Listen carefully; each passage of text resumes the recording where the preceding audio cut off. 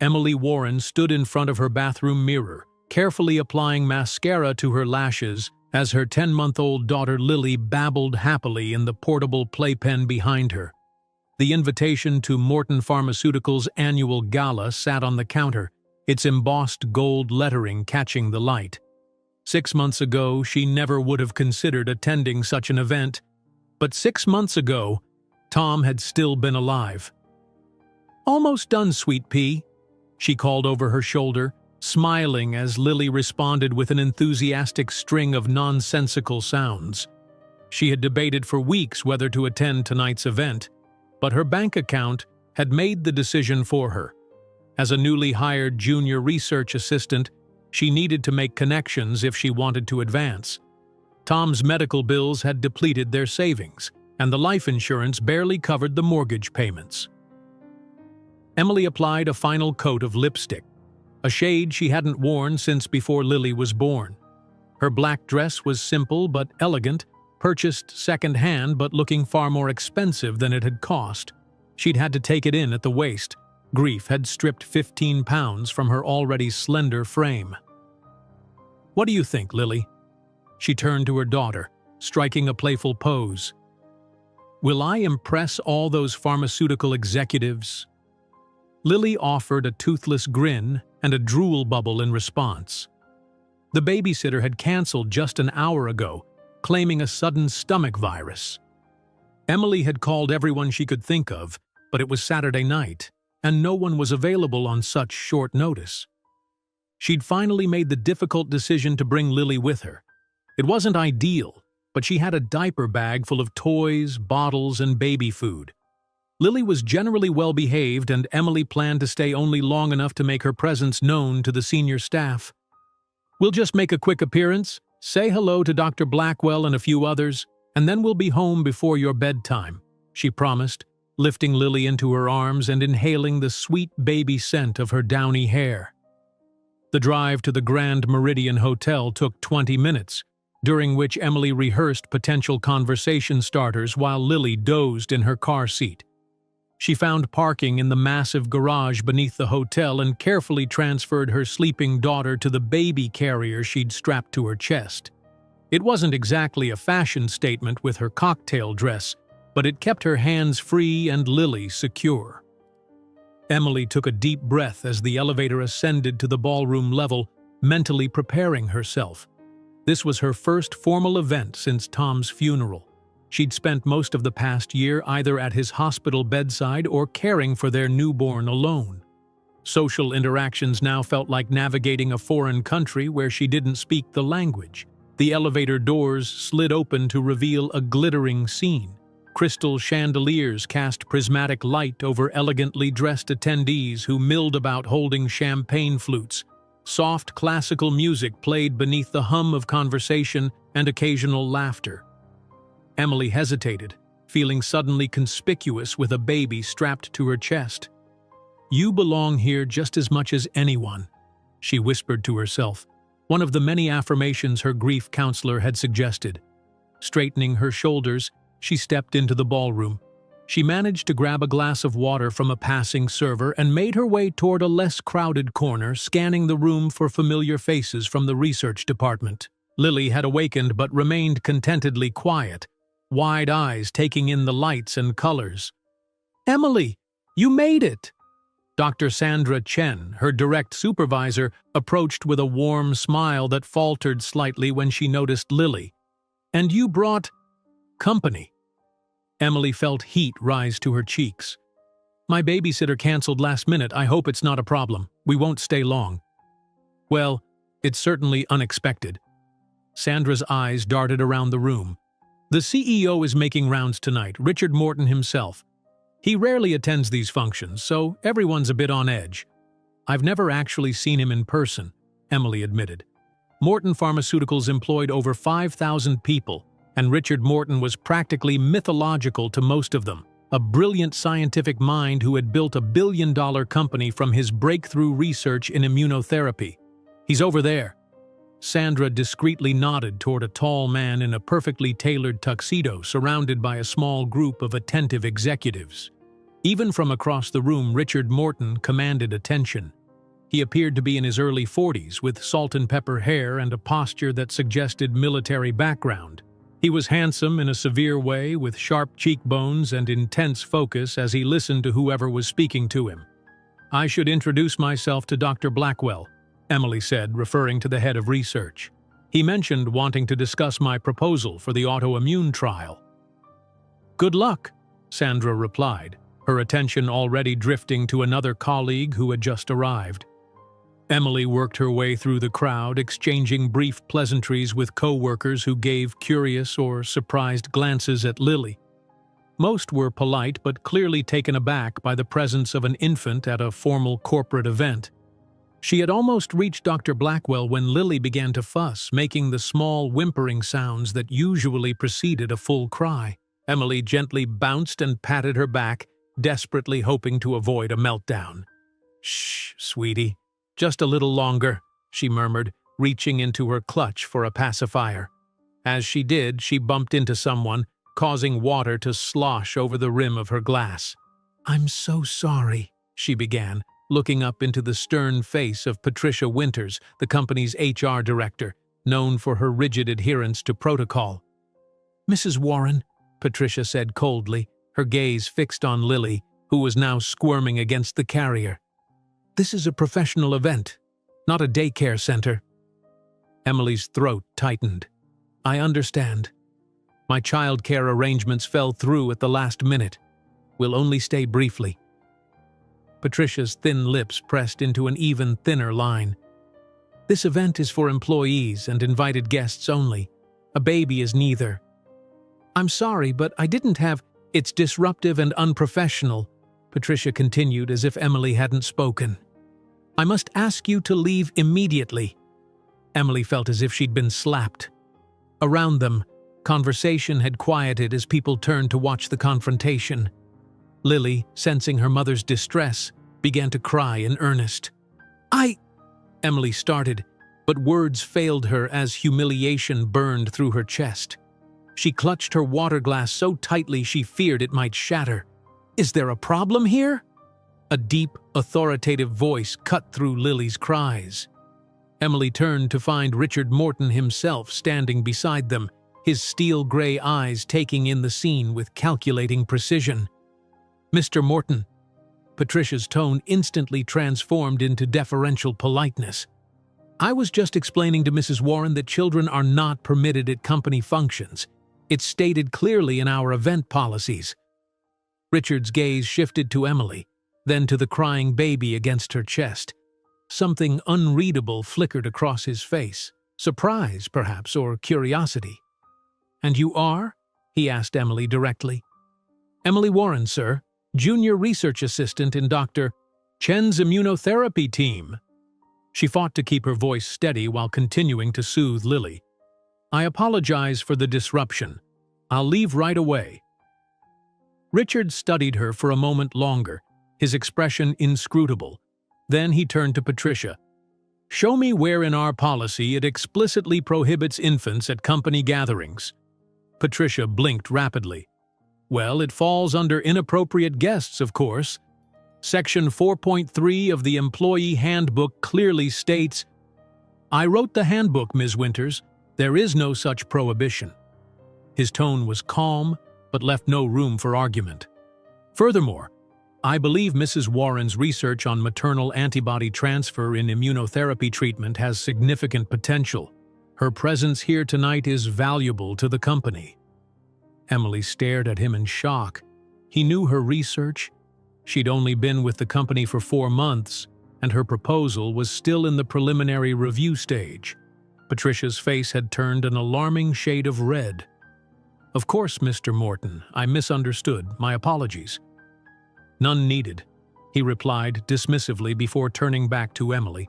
"Mrs. Warren, if you'd accompany me, there are several investors interested in early-stage immunotherapy research. Your insights would be appreciated."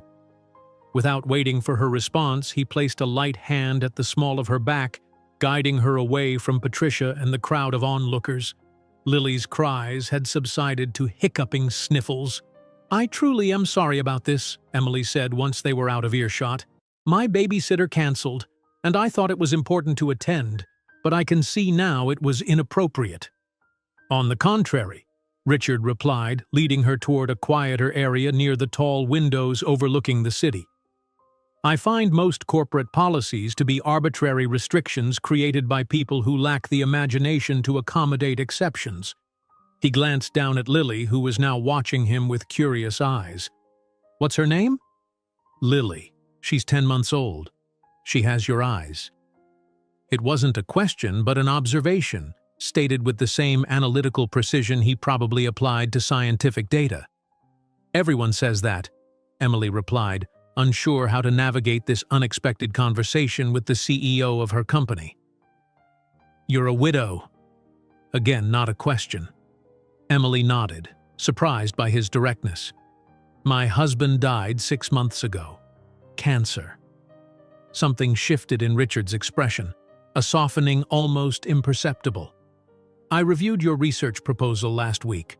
Your approach to using maternal immunologic adaptations as a model for cancer therapy is innovative, unconventional, but potentially groundbreaking."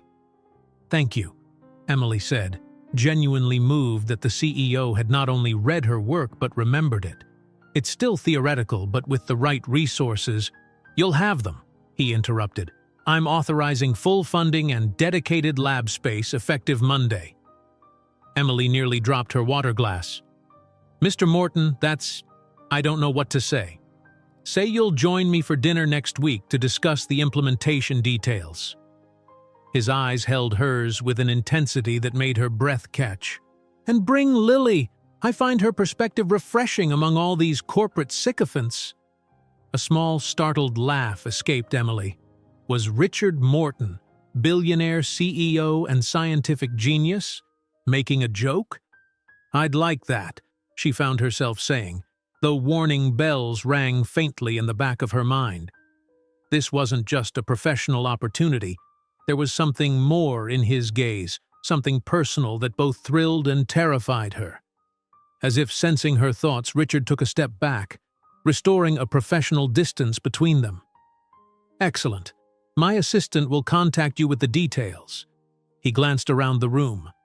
"I should continue my rounds. Enjoy the rest of your evening, Mrs. Warren." "Emily," she corrected automatically. "Please call me Emily." The corner of his mouth lifted in what might have been the beginning of a smile. "Emily," he repeated, the name sounding different in his deep voice. "Until next week." She watched him walk away, commanding attention as he moved through the crowd. Lily cooed softly, reaching out a tiny hand as if trying to grasp the strange man who had defended them. "I don't know what just happened either, sweet pea," Emily whispered, heart racing with a mixture of professional excitement and something else she wasn't ready to name. "But I think our lives just changed." The Monday following the gala, Emily arrived at work to find her small, shared lab space transformed. Her name adorned the door of what had previously been a storage room, now converted into a private research lab with brand-new equipment she'd only dreamed of accessing. On the central workstation sat a sleek folder with Morton Pharmaceuticals' logo, containing detailed approval for her research proposal and a budget that made her lightheaded. "Quite the upgrade, isn't it?" Dr. Blackwell commented from the doorway, his tone a mixture of admiration and curiosity. "Morton must see something special in your research." "Or in me," Emily thought but didn't say. Instead, she nodded professionally. "I'm grateful for the opportunity to prove my theories." "Just be careful," Dr. Blackwell said, lowering his voice. "Morton isn't known for patience with projects that don't yield results quickly. His interest can vanish as suddenly as it appears." With that cryptic warning, he left her to settle into her new workspace. Throughout the day, colleagues stopped by, their congratulations thinly veiling their questions about her sudden rise from obscurity. By afternoon, Emily had heard at least 3 different rumors about why Richard Morton had singled her out, each more outlandish than the last. "They're saying you saved his mother from choking at the gala," Sandra Chen said, perching on a stool in Emily's new lab. Or that you're his long-lost cousin. My personal favorite is that you have compromising photos of board members." Emily laughed despite her discomfort. People really need better hobbies. "So what is the truth?" Sandra pressed. "One minute, Patricia Winters is about to throw you and your adorable baby out, and the next, Morton's personally championing you. No one's ever seen him do that." "He's interested in my research approach," Emily said firmly. "That's all." Sandra raised an eyebrow but didn't push further. "Well, whatever the reason, make the most of it. Opportunities like this don't come along often." After Sandra left, Emily found herself staring at her phone, where a text message from an unknown number had appeared during their conversation. "Dinner tomorrow, 7 p.m. Car will collect you at 6:30. Please confirm. RM." Her finger hovered over the screen. The speed with which everything was happening left her dizzy. Part of her wanted to decline, to prove that her research stood on its own merits and didn't require special dinners with the CEO. But the practical side of her, the side that checked her dwindling bank account and remembered Lily's growing expenses, knew better than to refuse. "Confirmed. Thank you. EW," she replied after careful consideration. The response came immediately. "Looking forward to it." Those 3 simple words sent an unexpected flutter through her chest, one she hadn't felt since Tom. The sensation was so foreign after months of grief that she almost didn't recognize it. Guilt followed swiftly. It had only been 6 months since she'd buried her husband. How could she feel anything for another man so soon? "It's just professional excitement," she told herself firmly, focusing back on the research documents before her. Nothing more.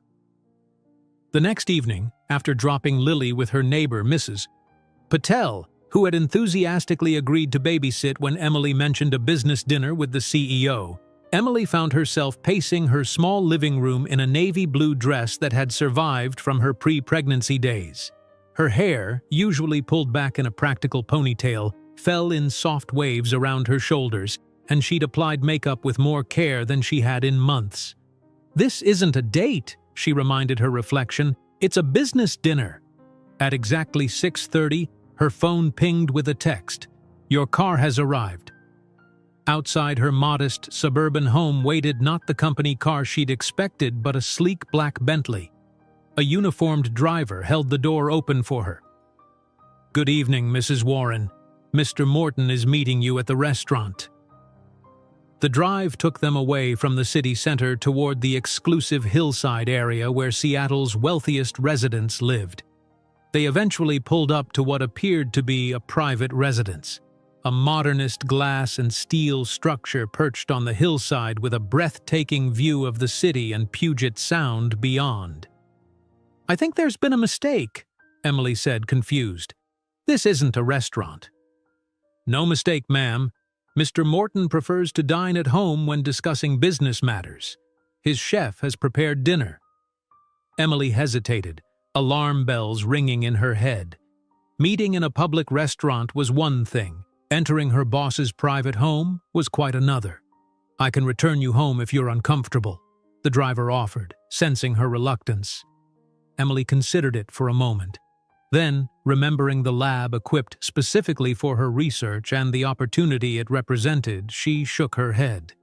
"No, thank you. I'll go in." The driver escorted her to the front entrance where the door opened before they reached it. Richard Morton stood in the doorway, dressed more casually than at the gala in dark slacks and a gray cashmere sweater that matched his eyes. "Emily," he greeted her, his gaze taking in her appearance with undisguised appreciation. "Thank you for coming. Please, come in." She stepped into a space that seemed to be mostly windows, with the city lights spread out below like a blanket of stars. The interior was minimalist but warm, leather, wood, and steel combining in a design that was masculine but not austere. "Your home is beautiful," she said, accepting the glass of wine he offered. "It serves its purpose." Richard gestured toward the view. "Though I rarely take the time to appreciate this. Work consumes most of my waking hours." "I understand that all too well," Emily replied, thinking of the long nights she'd spent at the lab while Tom was sick, trying to find something, anything that might help him. Richard seemed to read her thoughts. "Your husband's cancer? Pancreatic?" She nodded, surprised. Stage 4 by the time they found it. He was only 34. I reviewed his case files yesterday. Emily nearly choked on her wine. "You what? How did you even access those?" "I own 3 hospitals in the Seattle area, including the one where he was treated." Richard stated this not as a boast, but as a simple fact. His oncologist tried an experimental protocol that my company was developing. It failed. The bluntness of his statement should have hurt, but Emily found it strangely comforting compared to the euphemisms others used. "Everything failed," she said quietly. "That's why my research focuses on earlier intervention models. By the time traditional treatments begin, it's often too late." Richard's eyes held hers with that same intensity she'd noticed at the gala. "That's precisely why I'm interested in your approach. You're thinking beyond conventional frameworks." He led her to a dining area where a table had been set for 2 overlooking the water. A chef appeared silently with the first course, a delicate seafood appetizer that Emily would have appreciated more if she weren't so nervous. "Tell me about Lily," Richard said as they began eating. "She seems remarkably well adjusted for a child who's lost a parent." "She's too young to understand," Emily replied, a familiar ache in her chest. "She was only 4 months old when Tom died. Sometimes that feels like a blessing. She won't remember the hospital rooms, the decline, but other times—" She paused, surprised at herself for sharing so personally. "Other times I'm sad that she'll never know her father, except through pictures and my stories." Richard nodded, his expression thoughtful. "Children are more resilient than we give them credit for, and they're shaped more by present love than absent history." "Do you have children?" Emily asked, realizing she knew almost nothing about his personal life despite his apparent knowledge of hers. A shadow crossed his face. "No. My work hasn't allowed for a traditional family life." "And your parents? Do they live in Seattle?" "Both deceased," he replied matter-of-factly. "My father when I was 7, my mother while I was in graduate school." "I'm sorry," Emily said, recognizing in him the same self-contained solitude she'd felt after losing everyone she loved except Lily. "It was long ago." He changed the subject smoothly. "Your research proposal mentions utilizing certain compounds that aren't yet in our standard protocols. I've arranged for them to be synthesized for your use." The conversation shifted to scientific matters, and Emily found herself engaged in the most stimulating professional discussion she'd had in years. Richard wasn't just a businessman. He was a brilliant scientific mind, asking questions that pushed her thinking further and offering insights that opened new avenues of exploration. By the time dessert arrived, a chocolate soufflé that melted on her tongue, Emily had almost forgotten to be nervous. She was leaning forward, sketching a molecular pathway on the back of a napkin, when she realized Richard was watching her with a faint smile. "What?" she asked, suddenly self-conscious. "You forget yourself when you're passionate about something," he observed. "It's refreshing. Most people in my presence are too busy calculating what I want to hear." Emily set down her pen. "I'm still calculating whether funding my research is a professional decision or a personal one." His smile vanished, replaced by that inscrutable expression. "Would it matter?" "Yes," she said firmly.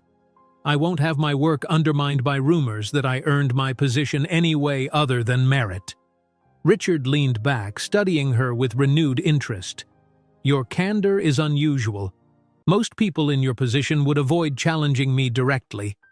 Most people in my position haven't watched someone they love die while bureaucracy delayed treatments that might have saved him," Emily countered. "I don't have time for games, Mr. Morton." "Richard," he corrected, "and for the record, your research funding is based entirely on its scientific merit. But I won't pretend I'm not personally intrigued by the scientist behind it." Heat crept up Emily's neck. This dinner was veering into territory she wasn't prepared to navigate. She glanced at her watch. "It's getting late. I should get back to Lily." Richard nodded, making no move to stop her. "Of course, the driver will take you home." He stood as she did, then added, "I'd like to see your preliminary results next week. Perhaps another dinner?" Emily hesitated. The professional opportunity was undeniable, but the personal undercurrent was growing harder to ignore. "Let's meet at the lab instead," she suggested. "I'd like to show you the actual work."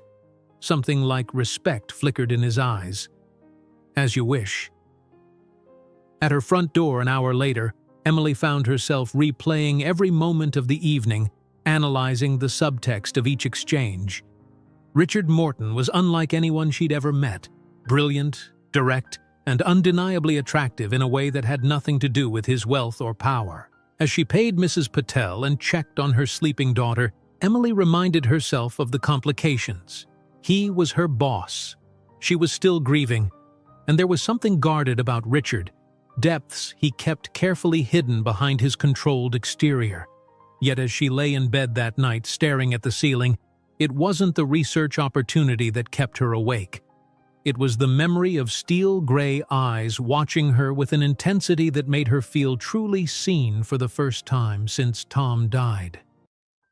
"This is a terrible idea," she whispered to herself, even as she wondered what would happen when they met again.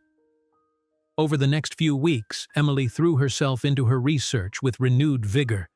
The state-of-the-art equipment in her private lab allowed her to run experiments she'd previously only theorized about. She often worked late into the evening, grateful that Morton Pharmaceuticals offered an on-site daycare facility where Lily could stay until she finished. Richard kept his distance professionally, communicating mainly through emails requesting progress updates. But every Friday, like clockwork, he would appear at her lab just as she was preparing to leave. "Weekly status report?" he would ask, as if these visits were purely professional. Yet he always ended up spending at least an hour discussing not just her research but a wide range of topics, from advances in molecular biology to books they'd both read. Emily found herself looking forward to these visits more than she cared to admit. Richard's mind was fascinating. He connected concepts from disparate fields in ways she'd never considered, pushing her research in innovative directions. "You know, people are talking," Sandra said one day as they shared lunch in the company cafeteria.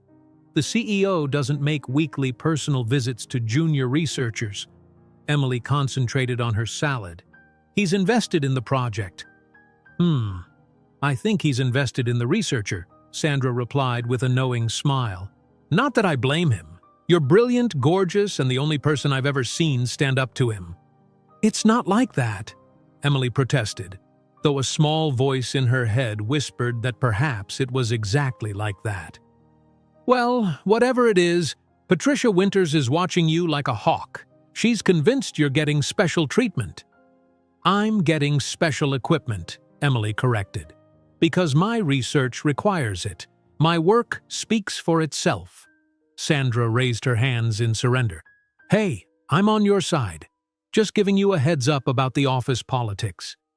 That afternoon, when Emily went to pick up Lily from daycare, she found Richard already there, crouched at eye level with her daughter, who was showing him a colorful building block. "Blue," Lily said proudly, offering it to him. "Very good," Richard replied with surprising gentleness. "And this one?" He held up a red block. "Wed," Lily answered, clapping her hands. Emily watched from the doorway, struck by the incongruity of the powerful CEO sitting cross-legged on a playmat with a toddler. When Richard glanced up and noticed her, something shifted in his expression, a softening that made him momentarily look younger. "I was passing by," he explained, standing and straightening his impeccable suit. "She's remarkably verbal for her age." "She started talking early," Emily said, lifting Lily into her arms. "Tom used to read to her for hours, even when she was newborn. I think it helped." Richard nodded, his gaze lingering on Lily's face. "She has your determination. I watched her try to stack blocks twice her height. When they fell, she simply started again. Emily smiled. She's stubborn, like her father. An awkward silence fell between them. Tom's ghost suddenly present in the bright daycare room. "I'd like to show you something," Richard said finally. "If you and Lily are free this weekend, it's related to your research but not in the lab." Emily hesitated. A weekend outing felt definitively less professional than their Friday lab discussions. "It's the pharmaceutical botanical gardens," he added, sensing her reluctance. "We maintain extensive collections of medicinal plants, including several compounds similar to those you're synthesizing. I think it might spark some ideas for your next phase." The botanical gardens were technically a work venue, Emily reasoned, and she had been meaning to take Lily somewhere enriching. "That sounds interesting. Saturday morning? Perfect. I'll send a car at 9. As he walked away, Emily caught the daycare director watching them with poorly concealed curiosity. Another person adding to the gossip mill, no doubt. Saturday dawned clear and crisp, a rarity for Seattle in early spring. Emily dressed Lily in a cheerful yellow sweater and packed a diaper bag with snacks and toys.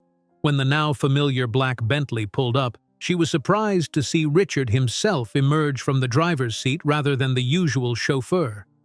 "You drive?" she asked, then immediately felt foolish. A hint of amusement crossed his face. "Contrary to rumor, I don't actually have servants perform all basic functions." Emily laughed as he helped secure Lily's car seat. "I didn't mean it that way, it's just you have drivers for everything."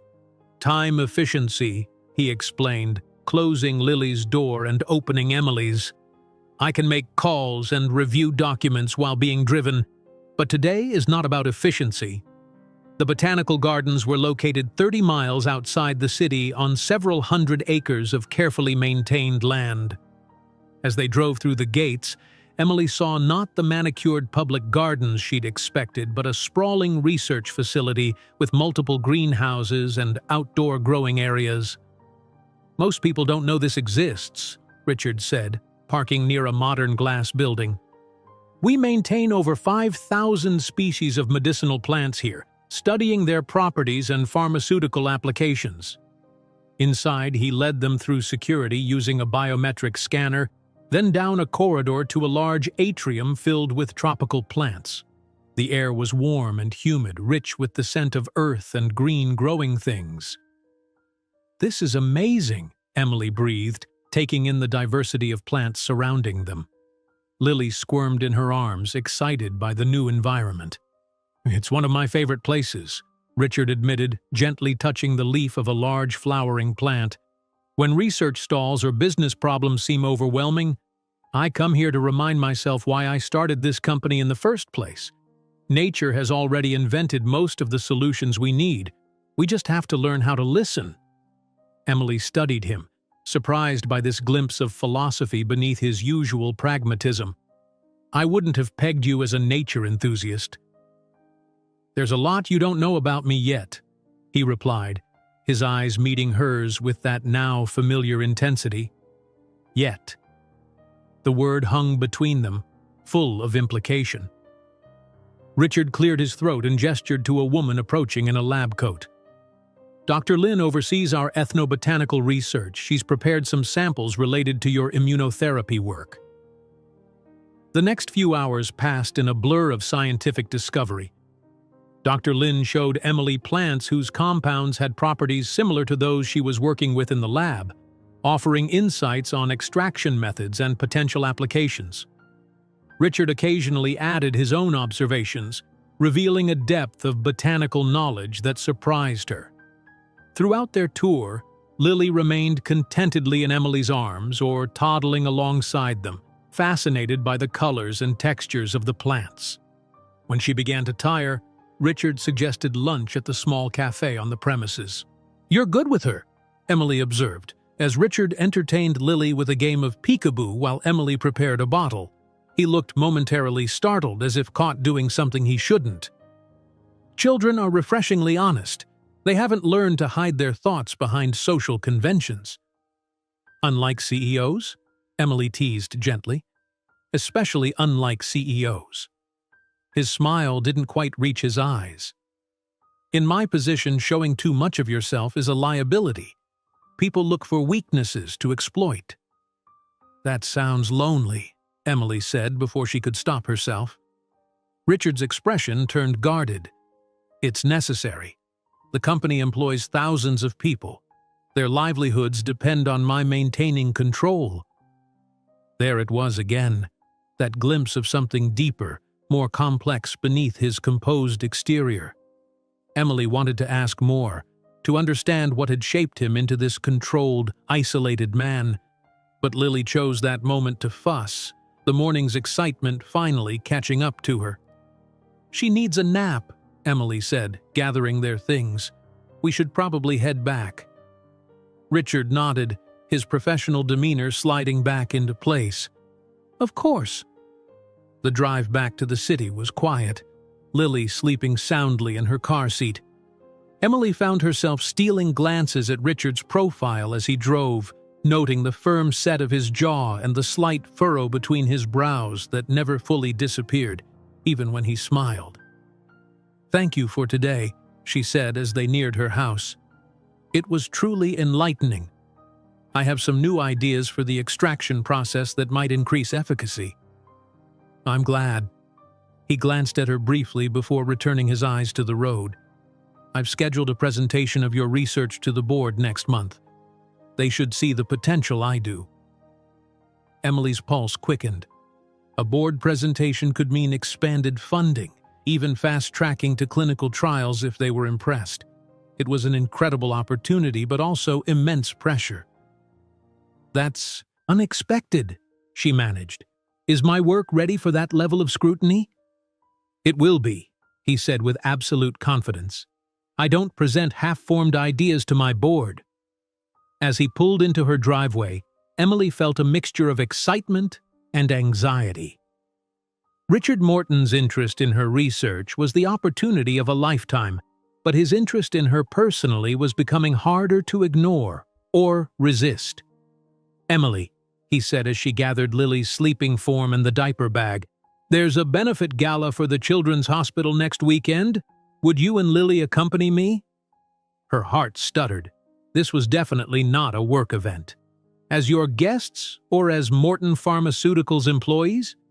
"As my guests," he answered without hesitation. "Though if you'd prefer to maintain professional boundaries, I understand." Emily looked into his gray eyes, searching for hidden motives but finding only genuine interest. 6 months of grief had left her raw and uncertain, but also aware of how fleeting life could be.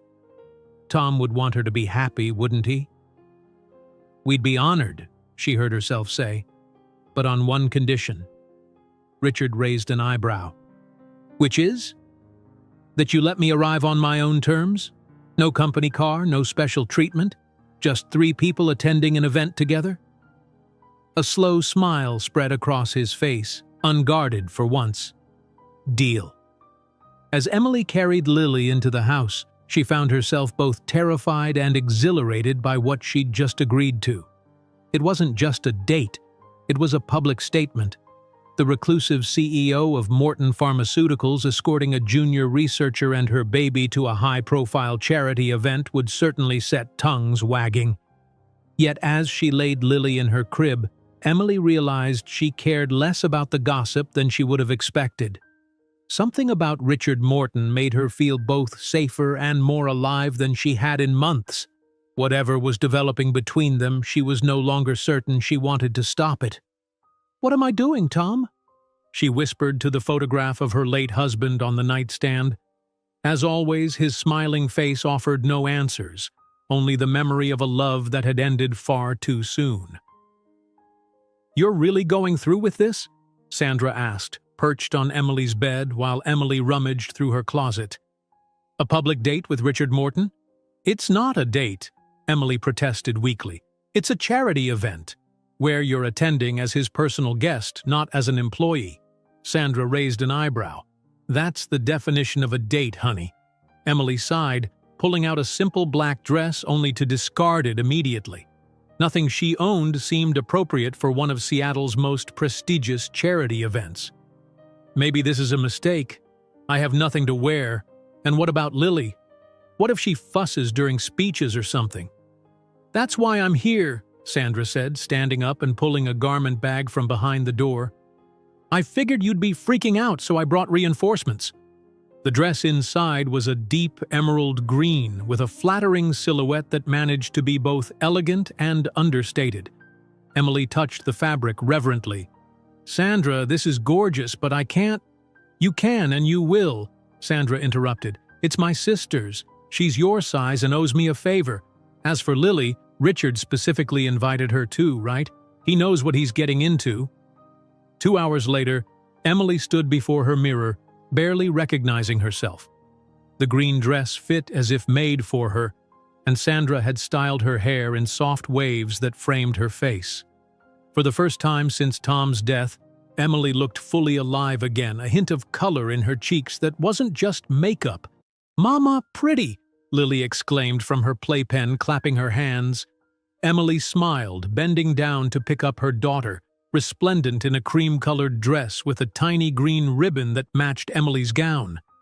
"And you're the prettiest of all, sweet pea." The doorbell rang precisely at 7. Emily took a deep breath, gathering her courage before opening the door. Richard stood on her porch in a perfectly tailored tuxedo, his usually severe expression softening visibly when he saw her. "You look beautiful," he said, his voice lower than usual. "Thank you," Emily replied, suddenly shy despite weeks of professional interaction. "So do you. I mean handsome, not beautiful. Though you could be beautiful too, objectively speaking." She stopped herself, mortified by her nervous babbling. To her surprise, Richard laughed, a genuine, unguarded sound she'd never heard from him before. "I'll accept either compliment." His gaze shifted to Lily, who was watching him curiously from Emily's arms. "And you, Miss Lily, are absolutely stunning." Lily responded by reaching for him, a gesture that startled both adults. After a moment's hesitation, Richard carefully took her from Emily, holding her with surprising ease. "She doesn't usually go to strangers," Emily said, watching them. "We're not strangers anymore, are we?" Richard asked softly, addressing Lily but glancing at Emily with a question in his eyes that went far beyond the simple words. On the drive to the gala, Emily found herself studying Richard as he skillfully navigated his Aston Martin through evening traffic. He'd insisted on driving again rather than using a chauffeur, another small gesture that felt unexpectedly intimate. "You seem tense," he observed, glancing at her hands clasped tightly in her lap. "Just nervous," she admitted. "I've never been to something this high profile before, and people will talk. About us, I mean." Richard's expression hardened slightly. "Does that bother you?" "Not for myself," Emily clarified, "but I don't want it to affect how my work is perceived, or to create problems for you with the board." He seemed to relax at her explanation. "The board doesn't dictate my personal life. As for your work, it stands on its own merit. Anyone who can't separate the two isn't worth your concern." "Easy for you to say when you're the CEO," Emily pointed out. "It wasn't always easy," he replied cryptically, pulling into the valet line at the Grand Atrium, Seattle's most prestigious event venue. Emily had expected attention when they arrived, but nothing prepared her for the flash of cameras as Richard helped her from the car, then carefully lifted Lily into his arms. The press covering the charity event clearly recognized the reclusive CEO, and his appearance with a young woman and child was evidently newsworthy. "Mr. Morton, is this your family?" one reporter called out.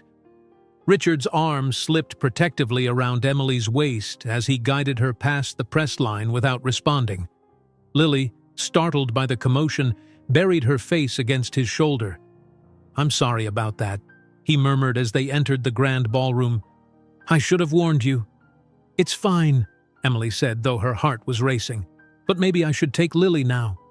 Richard relinquished the child reluctantly. "Of course.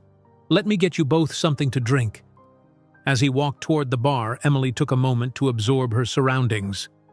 The ballroom had been transformed into a winter wonderland with crystalline decorations and soft blue lighting creating the illusion of ice and snow.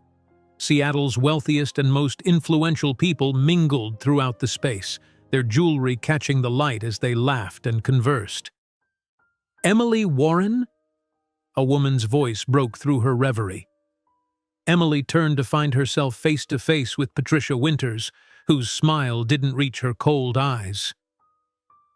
"Ms. Winters," Emily acknowledged politely, "I didn't realize you would be here tonight."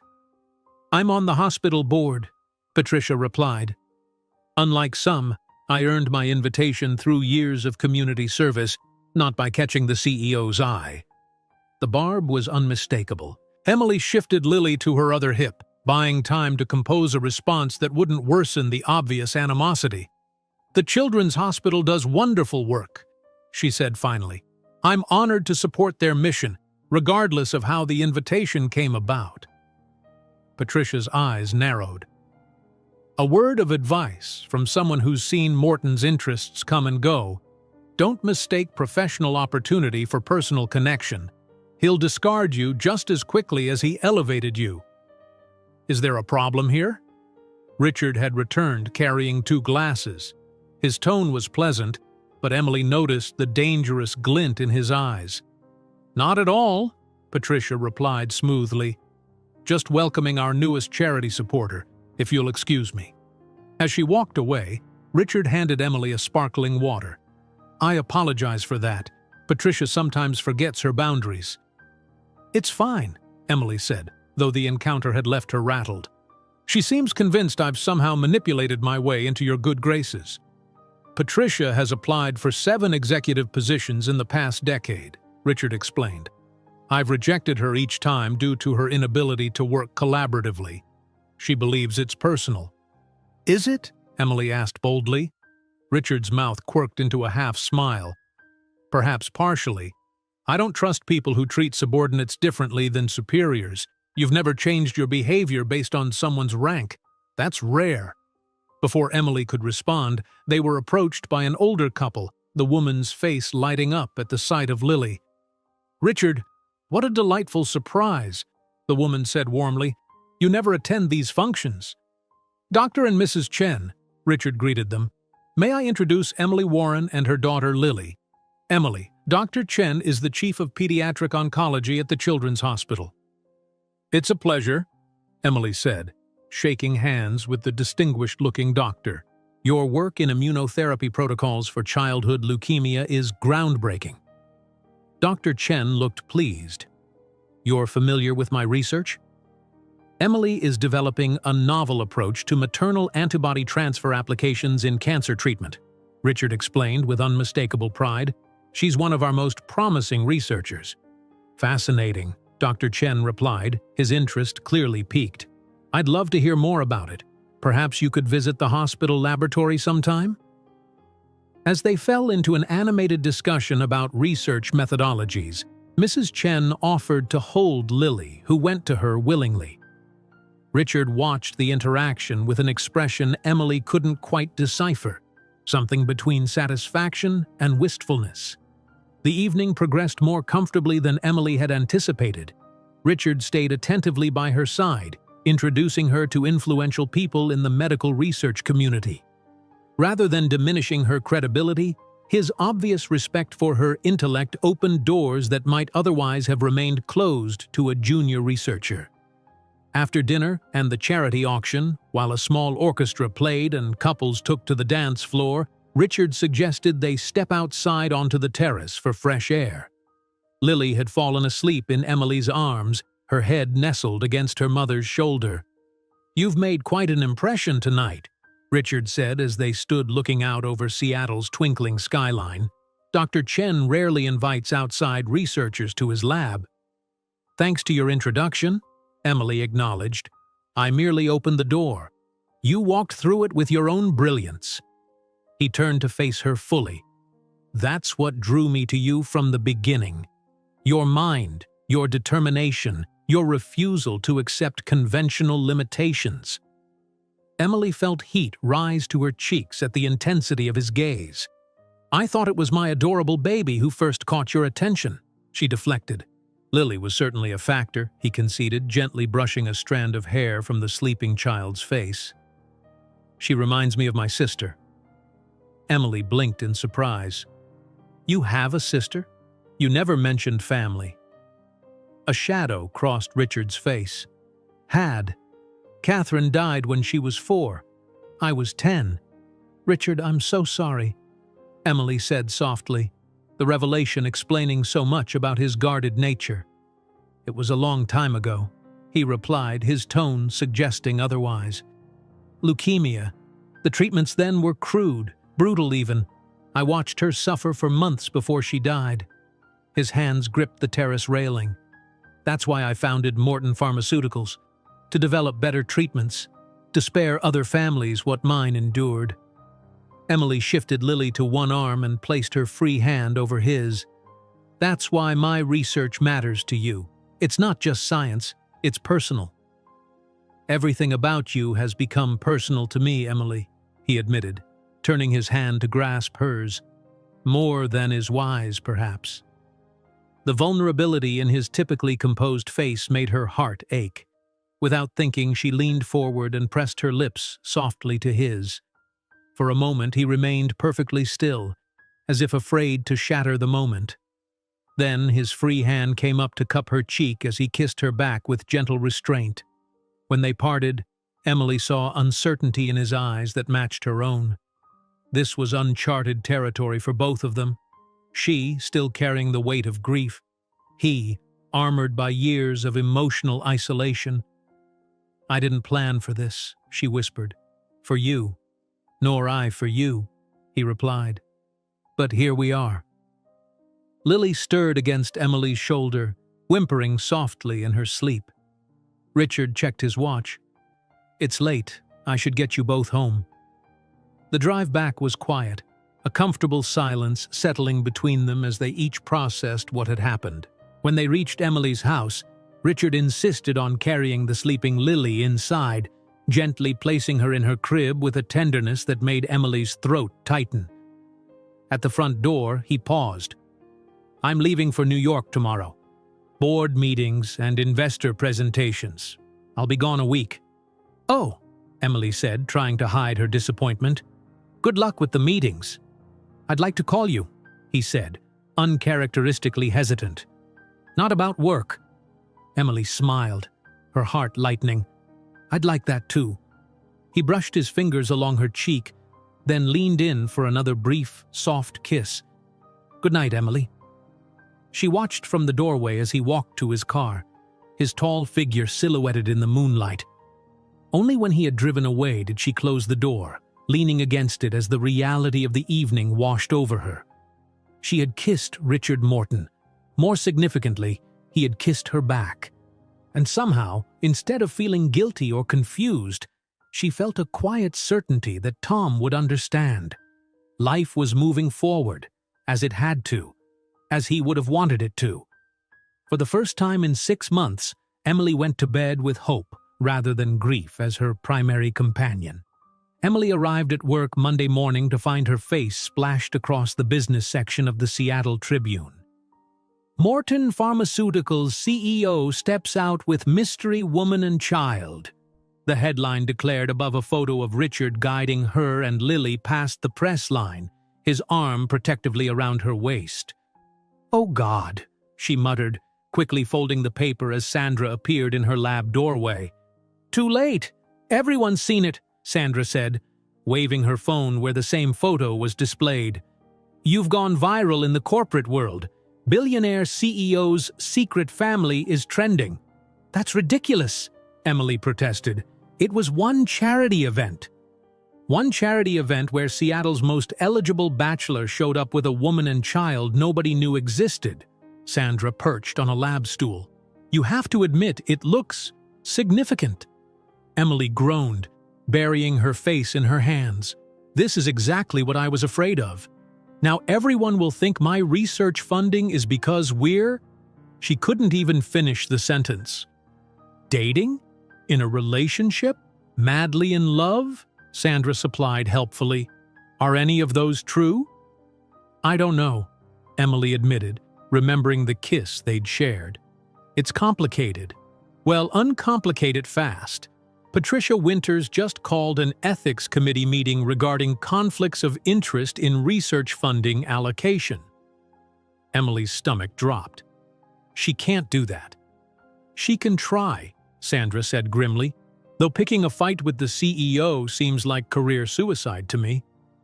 Throughout the day, Emily felt eyes following her everywhere, in the cafeteria, the hallways, even the bathroom. Conversations stopped when she entered rooms, only to resume in whispers when she left. By afternoon, she was seriously considering hiding in her lab for the remainder of the week. Her phone pinged with a text message from Richard. Just landed in NY. Saw the papers. I'm sorry about the publicity. Don't let it distract you. Emily stared at the message, unsure how to respond. It felt oddly formal after the intimacy they'd shared on the terrace. Before she could reply, another message appeared. I miss seeing you, and Lily. Call tonight? The simple admission made her smile despite her frustration. We miss you too, she typed back. Call after 8. Lily will be asleep, but at least I'll be home. Just as she set down her phone, Dr. Blackwell appeared at her lab door. Warren, my office, please. Emily followed him with a sense of dread, painfully aware of the stares from colleagues as they passed. Inside his office, Dr. Blackwell gestured for her to sit, his expression unreadable. I assume you've seen the newspapers, he began. Yes, sir. I want to assure you that my relationship with Mr. Morton won't affect my professional— Dr. Blackwell held up a hand, cutting her off. I'm not concerned about your professionalism, Emily. I'm concerned about the ethics committee Patricia has convened. She's suggesting your research doesn't merit the funding and resources it's received. Emily felt her face flush with indignation. My research stands on its own merits. The preliminary results are promising. I agree, Dr. Blackwell said, surprising her, which is why I'm personally presenting your latest data at the committee meeting tomorrow. Morton is the CEO, but I'm still head of research. My endorsement carries weight. Relief washed over her. Thank you. Don't thank me yet. He fixed her with a stern look. Your work is innovative, but it's also early stage. If the data doesn't continue to support your hypotheses, no personal connection to Richard Morton will save the project. Are we clear? Crystal clear, Emily replied, and I wouldn't want it any other way. That evening, Emily paced her living room after putting Lily to bed, waiting for Richard's call. When her phone finally rang at 8:15, she answered immediately. Hey, she said, suddenly shy despite the anticipation she'd felt all day. Hey, yourself. Richard's voice sounded tired but warm. How bad was it today? On a scale of 1 to public humiliation? About a 7? Emily sank onto her sofa. Patricia's called an ethics committee meeting to review my research funding. Richard's tone hardened. I'll call the board chair. This stops now. No, Emily said firmly. Don't interfere. Dr. Blackwell is presenting my data tomorrow. Let the science speak for itself. A long pause followed. You continue to surprise me, Richard finally said. Most people would welcome my intervention. I'm not most people, Emily reminded him. And if we're going to explore whatever this is between us, I need to know my work stands independently. Fair enough, he conceded. Though it's difficult not to protect what matters to me. The simple statement made her heart skip. I can protect myself professionally, she said softly. Personally is another matter. Tell me about your day, Richard said, changing the subject, beyond the corporate drama. Emily found herself relaxing as she described her latest experimental results, Lily's newest words, and the ridiculous rumors Sandra had collected. Richard listened attentively, occasionally asking questions that revealed how closely he'd been following her research. I should let you get some rest, he said eventually. It's late there. Wait, Emily said, not ready to end the connection. Tell me about New York. How were your meetings? Richard described his day in surprisingly candid detail. The board members who frustrated him, the potential investors he was courting, even the restaurant where he'd eaten dinner alone. "I wish you were here," he said unexpectedly. "Both of you. This hotel suite feels particularly empty tonight." The naked honesty in his voice made Emily's breath catch. "Richard, what are we doing? Is this just, I don't know, temporary attraction? Because my life is complicated. I have Lily to consider and my career and your grief for Tom," Richard finished gently. "I know. I'm not asking for promises, Emily. I'm just telling you that for the first time in years I find myself thinking about someone beyond work and obligations. It's unsettling, exhilarating, terrifying." Emily smiled, hearing her own feelings echoed back to her. "That about sums it up. Let's take this one day at a time," he suggested. "No pressure, no expectations beyond honesty." "I'd like that," she agreed, relief mingling with anticipation. They talked for another hour before reluctantly saying goodnight. Emily went to bed feeling more confident about facing the next day, regardless of what Patricia Winters might throw at her. The ethics committee meeting was scheduled for 2 p.m. Emily tried to focus on her lab work all morning, but her nerves made precision difficult. At 1:45, she finally gave up and headed to the conference room where her professional fate would be decided. Dr. Blackwell was already there, reviewing her data slides. "Ah, Warren, good. I wanted to run through the key points once more." They were deeply engrossed in discussion when the committee members began filing in. Patricia entered last, her expression souring when she saw Emily. "This is a closed meeting," she objected. "The subject of the review shouldn't be present." "I invited Dr. Warren as the primary researcher," Dr. Blackwell said firmly. "She can best address technical questions about the data." Patricia's lips thinned, but she took her seat without further protest. The committee chair, Dr. Maxwell from Legal Affairs, called the meeting to order. "We're here to review concerns about potential conflicts of interest in the funding allocation for Dr. Emily Warren's immunotherapy research," he began. "Ms. Winters, please present your concerns." Patricia stood, distributing folders to each committee member. "As you can see from these photographs and news reports, Dr. Warren has entered into a personal relationship with CEO Richard Morton, who personally authorized exceptional funding and resources for her project, bypassing normal review channels. This represents a clear conflict of interest and inappropriate use of company resources." Emily maintained a neutral expression, though her hands clenched beneath the table. "Dr. Blackwell," the chair continued, "you oversee all research. What is your assessment?" Dr. Blackwell stood, adjusting his glasses. "My assessment is that Patricia Winters is wasting this committee's valuable time." He began presenting Emily's data with methodical precision, highlighting the promising preliminary results and potential market applications.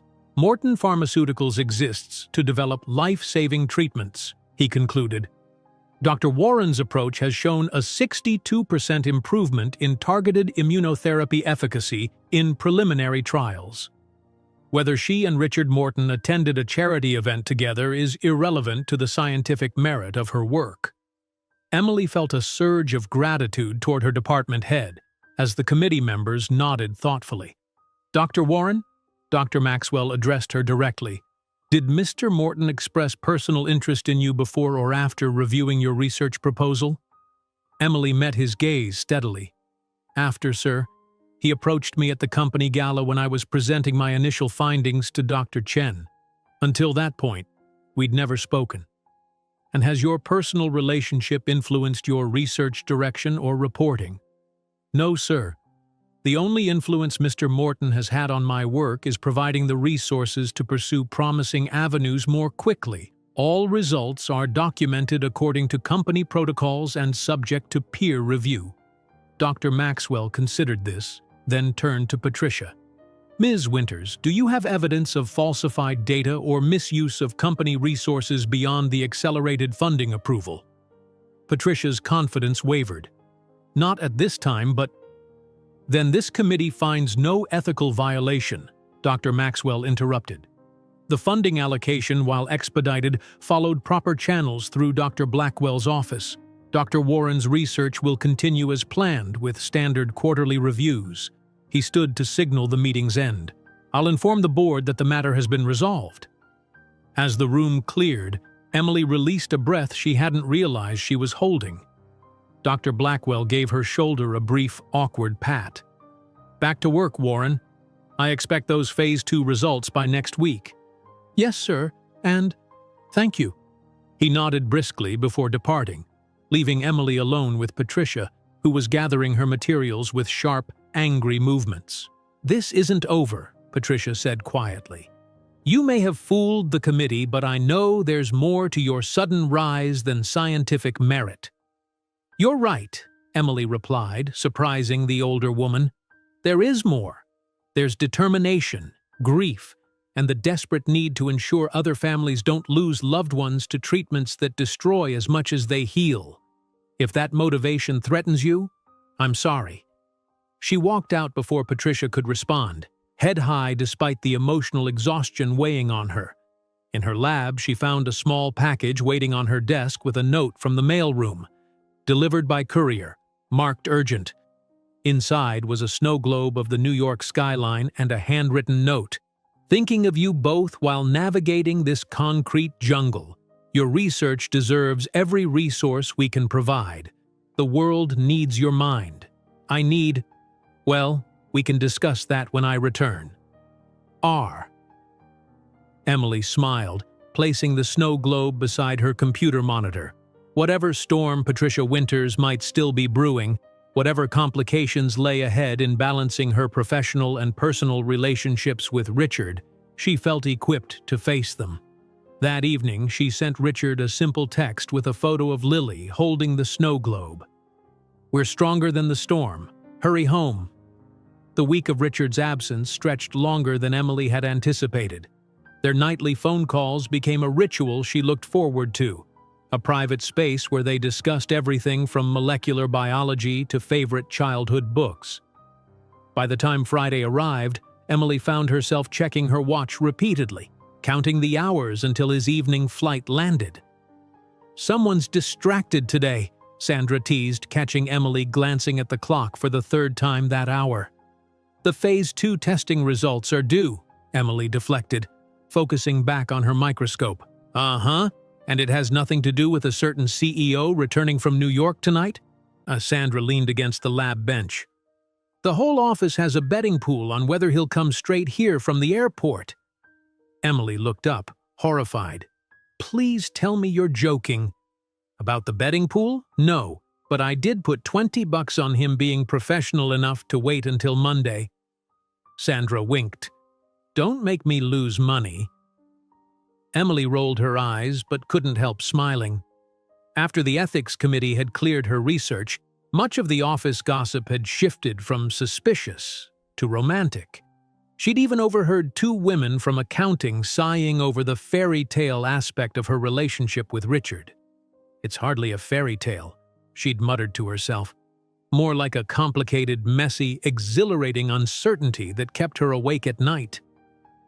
Just after 6 p.m., as Emily was recording her final observations for the day, her phone vibrated with a text. Just landed. Can I see you tonight? I have something important to discuss. Emily hesitated. The formal tone made her nervous, but she'd been looking forward to seeing him all week. Of course. I'll be home with Lily. Come by whenever you're ready. At home, she found herself rushing through Lily's bedtime routine, then changing her outfit twice before settling on jeans and a soft blue sweater, casual but flattering. She was tidying the already clean living room when the doorbell rang at 8:30. Richard stood on her porch, still in his business suit but with the tie loosened and collar unbuttoned. Despite his usual composure, she could see fatigue in the lines around his eyes. Hi, she said softly, suddenly shy. Hi, he echoed, his intense gaze taking her in as if memorizing her after their week apart. For a moment, they simply looked at each other, the air between them charged with unspoken feelings. Then Richard stepped forward, cupping her face in his hands and kissing her with a hunger that made her knees weak. Emily responded instantly, arms wrapping around his neck as she pressed against him. "I missed you," he murmured against her lips. "More than is reasonable for a week's absence." Emily smiled, drawing him inside. "I missed you too." Unreasonably. She led him to the couch, where he sank down with visible relief. "Long flight?" "Long week," he corrected, loosening his tie further. "The board meetings were productive but intense. We've secured funding for 3 new research divisions, including expanded resources for your project." "That's wonderful," Emily said, though she noticed the tension in his shoulders hadn't dissipated. "But that's not what you wanted to discuss, is it?" Richard shook his head, a small smile acknowledging her perceptiveness. "No, it's about us. You, me, and Lily." He leaned forward, hands clasped between his knees. "While I was in New York, I received several calls from my PR team about the photos of us at the gala. They're concerned about public perception, possible shareholder reactions, the usual corporate image considerations." Emily felt her heart sink. "They want you to distance yourself from me. Actually, they suggested I make a formal statement acknowledging our relationship." Richard's expression was unreadable. "They believe transparency would generate positive publicity and prevent speculation." "Oh," Emily wasn't sure how to respond. "And what do you think?" "I think," he said carefully, "that I need to know where you see this going before I make any public statements about us." The directness of the question caught Emily off guard. They'd been carefully dancing around, defining their relationship, content with the ambiguous space between professional association and personal intimacy. "I don't know," she admitted. "Everything's happened so quickly. 6 months ago, I was grieving Tom, just trying to survive each day for Lily's sake. Now I'm here, with you, feeling things I didn't think I'd feel again. It's wonderful and terrifying, and I'm not sure I'm ready to put a label on it." Richard nodded, disappointment flashing briefly in his eyes before his neutral expression returned. "I understand. It was unfair to put you on the spot." "No," Emily said, reaching for his hand. "It's a fair question. I just don't have a clear answer yet. What about you? Where do you see this going?" He entwined his fingers with hers, studying their joined hands. "I see possibilities I haven't allowed myself to consider in years. A life beyond work. A family, perhaps." He looked up, meeting her eyes. "But I won't pressure you, Emily. You've been through tremendous loss. You have Lily to consider. I can wait until you're ready for more, if you ever are." The vulnerability in his usually guarded expression made her heart ache. Without thinking, she moved closer and kissed him softly. "I'm not saying no to more," she whispered against his lips. "I'm just asking for time." "Time you shall have," he murmured, drawing her into his arms. They sat that way for a while, the silence comfortable between them. Eventually, Emily asked about his meetings in New York, and Richard detailed the corporate negotiations and research proposals he'd reviewed. She told him about Lily's newest accomplishments and the vindication of the Ethics Committee's decision. "I should check on Lily," Emily said eventually, reluctantly disentangling herself from his embrace. "May I come with you?" Richard asked. "Just to see her? I've missed her too." Emily nodded, touched by his genuine affection for her daughter. In Lily's room, they found the toddler sleeping peacefully, her tiny hand clutching the stuffed bunny Tom had bought when they first learned Emily was pregnant. Richard watched her with a tender expression that made Emily's chest tighten. "She looks like you when she sleeps," he observed quietly. "Same little furrow right here." He touched the space between Emily's brows gently. "That's what Tom always said." The words slipped out before she could stop them, and she tensed, afraid she'd ruined the moment by invoking her late husband. But Richard only nodded, his hand finding hers in the darkness. He was right. Back in the living room, Richard checked his watch reluctantly. "It's late. I should go." "Or you could stay for a while," Emily suggested. "I have wine." or coffee, or we could just talk more." Richard smiled, the most unguarded expression she'd seen from him. "I'd like that." They settled back on the couch with glasses of wine, talking well past midnight. Emily found herself sharing stories about Tom and was surprised to find it didn't hurt as much as expected. Richard listened attentively, occasionally asking questions that showed genuine interest rather than jealousy or discomfort. In turn, he spoke more openly about his sister Catherine and the impact her death had on his family. "My parents never recovered," he explained. "My father retreated into work, my mother into depression. By the time I was 14, I was effectively alone. Catherine's death carved a hole in our family that nothing could fill." "Is that why you never married?" Emily asked gently. "Fear of losing someone again?" Richard considered the question. "Partly, but it was also ambition. I wanted to build something that would prevent other families from experiencing what mine did. Everything else seemed secondary. And now? Now I'm sitting in a living room at 1 a.m., talking about my feelings, wondering how my priorities shifted so dramatically in a few months." He smiled ruefully. "You've disrupted my carefully ordered existence, Emily Warren." "Is that a complaint?" she teased. "A wonder," he corrected, setting down his wine glass and drawing her closer. When they kissed this time, it was unhurried, deep, and filled with a tenderness that brought tears to Emily's eyes. For the first time since Tom's death, she felt fully present in the moment, not haunted by the past or anxious about the future. "I should really go," Richard said eventually, his forehead resting against hers. "Early meeting tomorrow." "On Saturday?" "International conference call with our European division, the curse of global business." He stood reluctantly. "But I'd like to see you both tomorrow afternoon if you're free. There's a place I want to show you." "We're free," Emily confirmed, walking him to the door. "Text me the details?" Richard nodded, stealing one last kiss before stepping onto the porch. "Good night, Emily." "Good night," she replied, watching until his car disappeared down the street. The next morning, Emily woke to a text message with an address and a simple instruction. "Dress casually. Bring Lily's swimsuit if she has one." Intrigued, Emily packed a bag with towels, sunscreen, and Lily's tiny swimsuit. At precisely noon, Richard arrived in a vehicle she'd never seen him drive before, a practical SUV rather than one of his luxury cars. "New purchase?" she asked as he helped secure Lily's car seat. "It seemed more suitable for family outings than the Aston Martin," he replied casually, though the implication of his words, family outings, hung in the air between them. They drove north out of the city, Lily babbling happily in the back seat. Richard seemed more relaxed than Emily had ever seen him, one hand on the wheel, the other occasionally reaching over to touch Emily's hand. "Where exactly are we going?"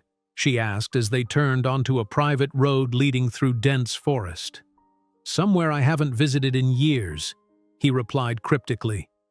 The road eventually opened up to reveal a stunning modern cabin nestled on the shore of a small private lake. Floor-to-ceiling windows reflected the surrounding pines and water, while a wraparound deck extended over the shoreline. "This is beautiful," Emily breathed as Richard parked in front of the cabin. "It was my parents' weekend house," he explained, helping Lily from her car seat. "After they died, I nearly sold it. Too many memories, but something stopped me." He looked at the cabin with a mixture of nostalgia and resolve. "I had it renovated recently, thinking perhaps it was time to create new memories here." The significance of him bringing her to this place, a connection to his past, a gesture toward a possible future, wasn't lost on Emily. "Thank you for sharing it with us," she said softly.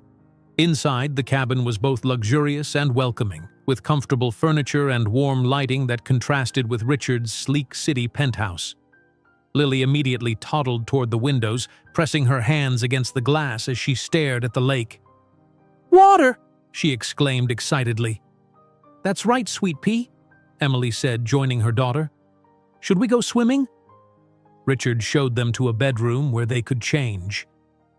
When they emerged in their swimwear, Emily was surprised to see him in board shorts and a t-shirt rather than his usual formal attire. "Don't look so shocked," he said with a rare grin. "I do know how to relax occasionally." The afternoon passed in a blur of simple pleasures: splashing in the shallow water with Lily, a picnic lunch on the deck, exploring the wooded trails around the property.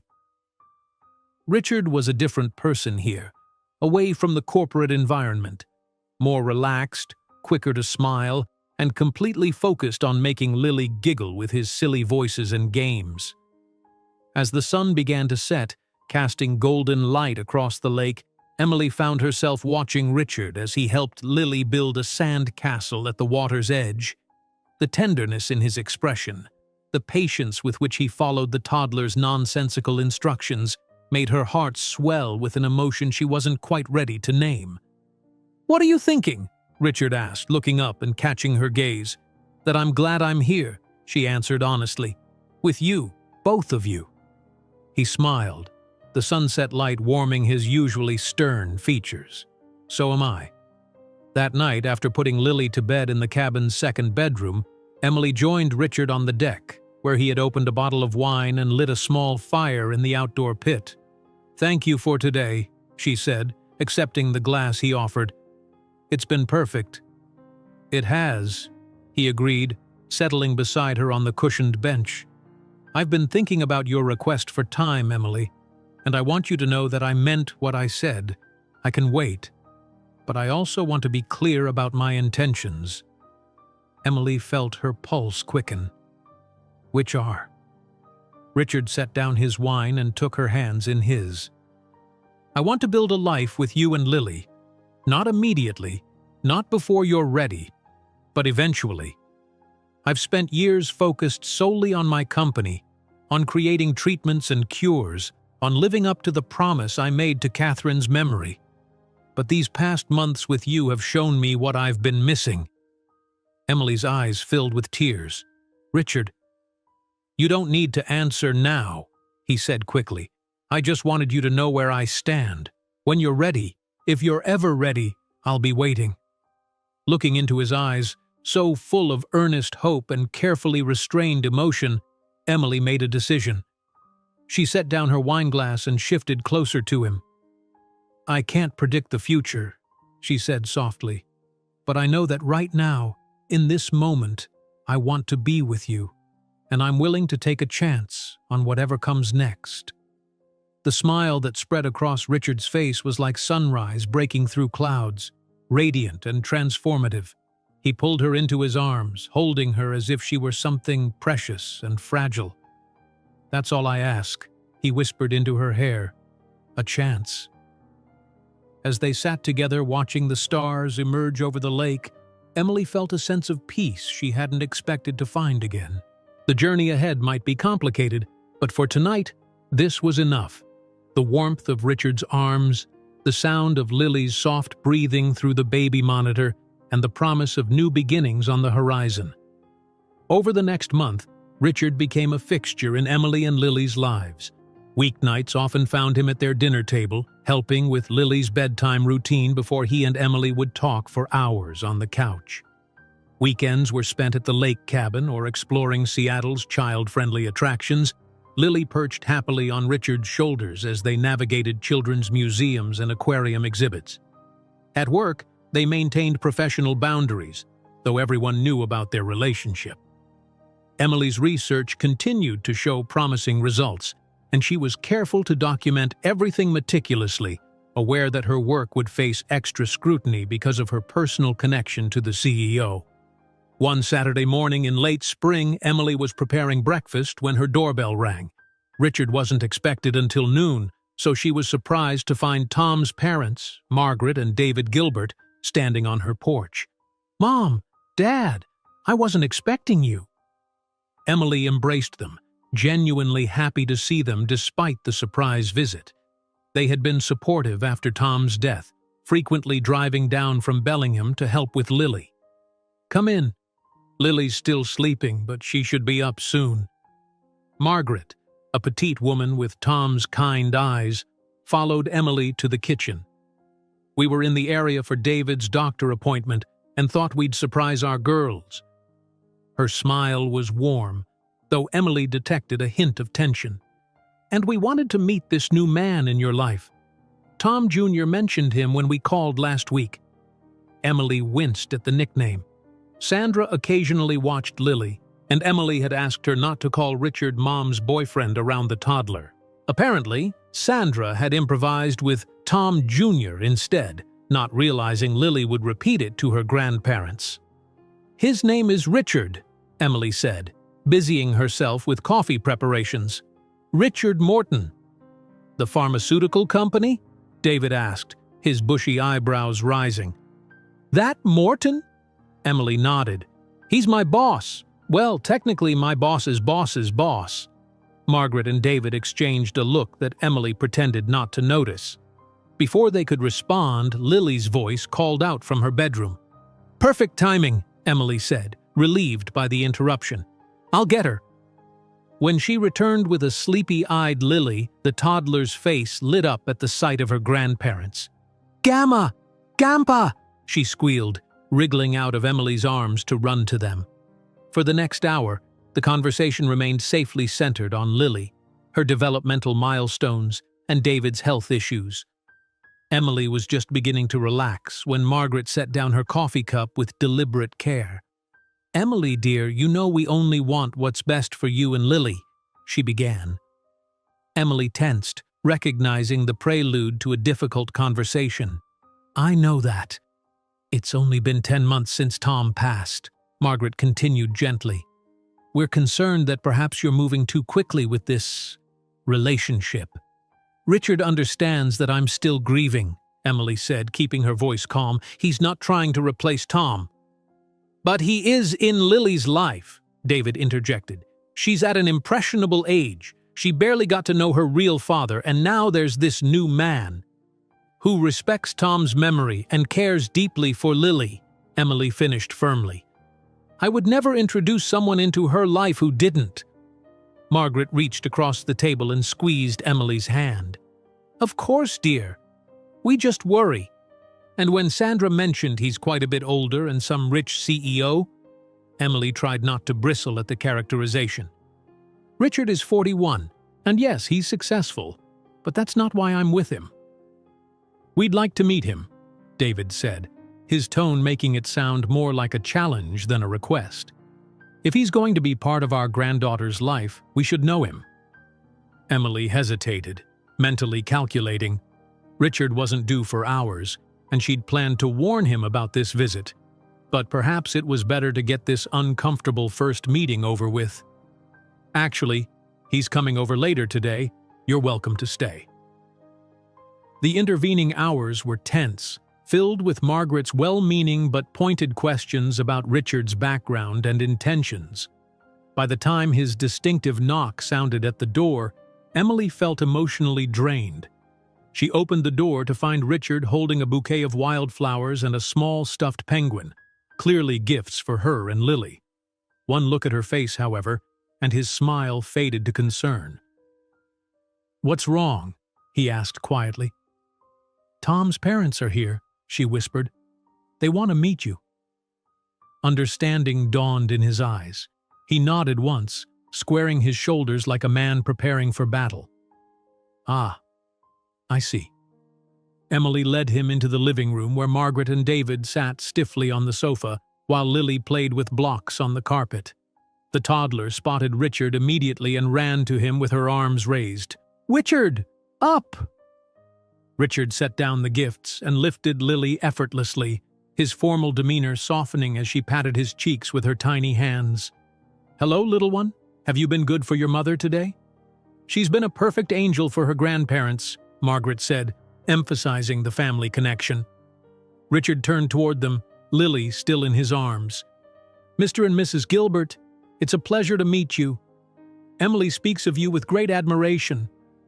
David stood, extending a hand that Richard shook firmly despite the awkward angle with Lily on his hip. "We understand you're quite important in our daughter-in-law's life these days." The subtle emphasis on daughter-in-law wasn't lost on anyone. Richard set Lily down gently, handing her the stuffed penguin before facing Tom's parents directly.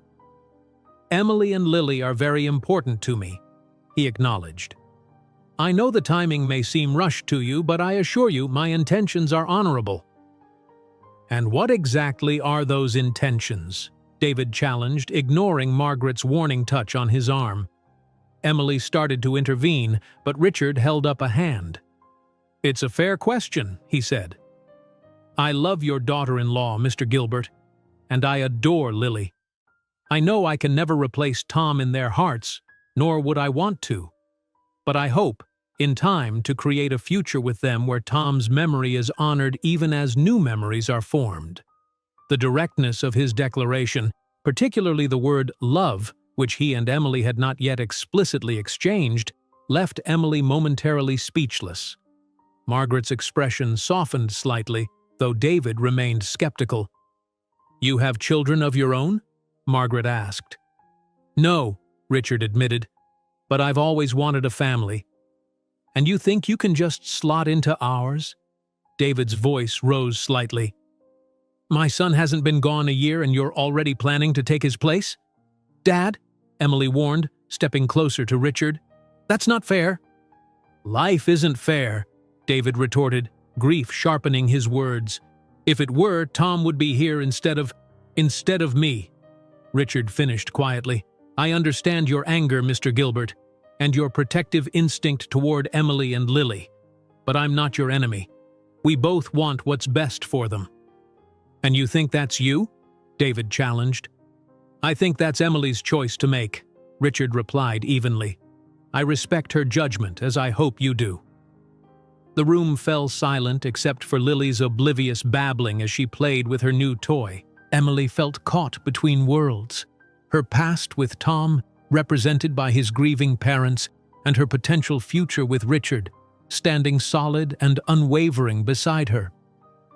"I think," Margaret said finally, her hand on her husband's arm, "that we should give Emily and Richard some time alone. We can take Lily to the park for an hour, if that's all right." Emily nodded gratefully. "That would be nice. Her stroller is by the door." After they left, Emily collapsed onto the couch, emotionally exhausted. Richard sat beside her, leaving a small, respectful distance between them. "I'm sorry," she began. "They're usually not so. They're protecting their son's legacy and their granddaughter's future." Richard interrupted gently. "I'd be disappointed if they didn't challenge me." Emily looked at him with newfound appreciation. "You meant what you said? About loving me?" Richard reached for her hand. "Every word. I should have told you privately first, but yes, Emily. I love you. I think I have since that first night at the gala, when you stood there with Lily against your chest, refusing to be intimidated by Patricia Winters or company politics." Emily's eyes filled with tears. "I love you too," she whispered, "and it terrifies me how quickly it happened. Sometimes I feel like I'm betraying Tom, like I didn't grieve him properly or long enough." "Grief doesn't have a timeline," Richard said, drawing her into his arms, "and love isn't a finite resource. Loving me doesn't diminish what you had with Tom." Emily rested her head against his chest, finding comfort in the steady rhythm of his heartbeat. "I don't think David sees it that way." "He will in time," Richard assured her, "once he sees that I'm not trying to erase Tom's memory, but to honor it by caring for the people Tom loved most." They sat in comfortable silence until Emily's phone buzzed with a text from Margaret. "Lily getting tired. Heading back soon." "They're on their way back," Emily said, reluctantly pulling away from Richard's embrace. "Thank you for handling that so well." Richard smiled, tucking a strand of hair behind her ear. "Their family, Emily. Your family, Lily's family. Which means, hopefully someday, my family too." When Margaret and David returned with a sleepy Lily, the atmosphere remained tense, but less openly hostile. They stayed for lunch, during which Richard made a deliberate effort to ask about Tom's childhood and David's construction business. By the time they left in mid-afternoon, Margaret had thawed considerably, while David at least managed a civil handshake. "They'll come around," Emily said as they watched the car pull away. "They just need time." "We have plenty of that," Richard assured her, pressing a kiss to her temple. "Speaking of time, there's something I've been meaning to ask you. The company is hosting a research summit in Switzerland next month. I'd like you to present your findings, and I'd like you and Lily to stay afterwards for a proper vacation. The three of us." The thought of an international trip, their first as a unit, a public acknowledgement of their relationship beyond Seattle, both excited and frightened Emily. It was another step forward, another move away from the safe harbor of grief into unknown waters. "I'd need to get Lily a passport," she said, a smile spreading across her face, "and I suppose I should start practicing my presentation." Richard's answering smile was radiant. "Is that a yes?" Emily nodded, wrapping her arms around his waist. "It's a yes." As they stood on her porch, making plans for mountains and lakes halfway across the world, Emily felt the weight of the past lighten fractionally. She would always love Tom, would always mourn what might have been, but life was offering her a second chance at happiness, and she was finally ready to take it with both hands. "Ladies and gentlemen, I present Dr. Emily Warren." Richard's voice carried through the conference hall in Zurich, pride evident in every syllable as he introduced her. Seated in the audience of distinguished researchers and pharmaceutical executives, Emily took a deep breath, adjusted her blazer, and rose to approach the podium. The past month had been a whirlwind of preparation, not just for her presentation at Morton Pharmaceuticals' International Research Summit, but for their first overseas trip as a trio. Richard had expedited Lily's passport and arranged for a luxury family suite at a resort in the Swiss Alps following the conference. Now, standing before some of the most brilliant scientific minds in the industry, Emily felt a surge of confidence that surprised her. She had earned this moment through rigorous research and innovative thinking, not because of her relationship with the CEO. "Thank you, Mr. Morton," she began, activating her first slide. "My research explores a novel approach to immunotherapy using maternal antibody transfer mechanisms to enhance treatment efficacy in stage 1 and 2 cancers." For the next 30 minutes, Emily detailed her methodology, findings, and future research directions. The room remained rapt, with several prominent researchers leaning forward in their seats as she explained the potential applications. When she finished, the applause was immediate and enthusiastic. The Q&A session that followed demonstrated genuine interest in her work. Dr. Heinrich Weber, a renowned immunologist from Germany, was particularly engaged, suggesting a potential collaboration that would expand her research to his clinic in Berlin. "Your approach is most promising," Dr. Weber concluded. "I would be honored to work with you on the clinical applications." As the session ended, Emily was surrounded by colleagues eager to discuss her methods further. Richard hung back, watching with evident satisfaction as she fielded complex questions with confident expertise. When she finally extricated herself, he approached with 2 flutes of champagne. "You were brilliant," he said, handing her a glass. "Weber hasn't collaborated with an external researcher in 5 years. You've impressed the most difficult audience in pharmaceutical research." Emily smiled, excitement bubbling through her veins. It felt right up there. Like everything I've worked for is finally coming together. "To changing the future of cancer treatment," Richard toasted, clinking his glass against hers. "And to new beginnings," Emily added softly, holding his gaze. The reception that followed was a blur of handshakes and business cards. Richard remained nearby, occasionally introducing her to key industry figures, but mostly allowing her to shine independently. By the time they slipped away to check on Lily, who was being watched by the hotel's premium childcare service, Emily felt as though she'd crossed some invisible threshold in her career. "Mama!" Lily squealed when they entered the childcare suite. She was surrounded by colorful toys, her face painted with a butterfly design. "Hello, sweet pea." Emily lifted her daughter, inhaling the familiar scent of baby shampoo beneath the faint aroma of chocolate. "Did you have fun?" "She was wonderful," the caregiver assured them. "Very social with the other children, despite the language differences." Richard paid the caregiver generously before they returned to their suite. As Emily helped Lily wash the face paint off, she caught Richard watching them with an expression of such tenderness it made her breath catch. "What?" she asked, self-conscious beneath his intense gaze. "I was just thinking how fortunate I am," he replied simply. "Watching you today, brilliant, confident, commanding a room of the world's top researchers, and now here, so gentle with Lily. I'm in awe of you, Emily." Heat rose to her cheeks. After nearly 3 months together, Richard still had the ability to disarm her with his direct sincerity. "Sweet talker," she teased, deflecting the emotion swelling in her chest. "Is that how you charm all the pharmaceutical executives?" He laughed, moving to help Lily into her pajamas. "Only the exceptionally beautiful and brilliant ones who revolutionize cancer research." The next morning, they left Zurich for the quieter charms of Interlaken, nestled between 2 lakes and surrounded by the majestic Alps. Their hotel suite offered breathtaking views of snow-capped peaks and emerald valleys. For the first time since arriving in Switzerland, Emily felt the tension of the conference melt away, replaced by the simple joy of exploration. "I've never seen anything so beautiful," she breathed, standing on their private balcony while Lily napped inside.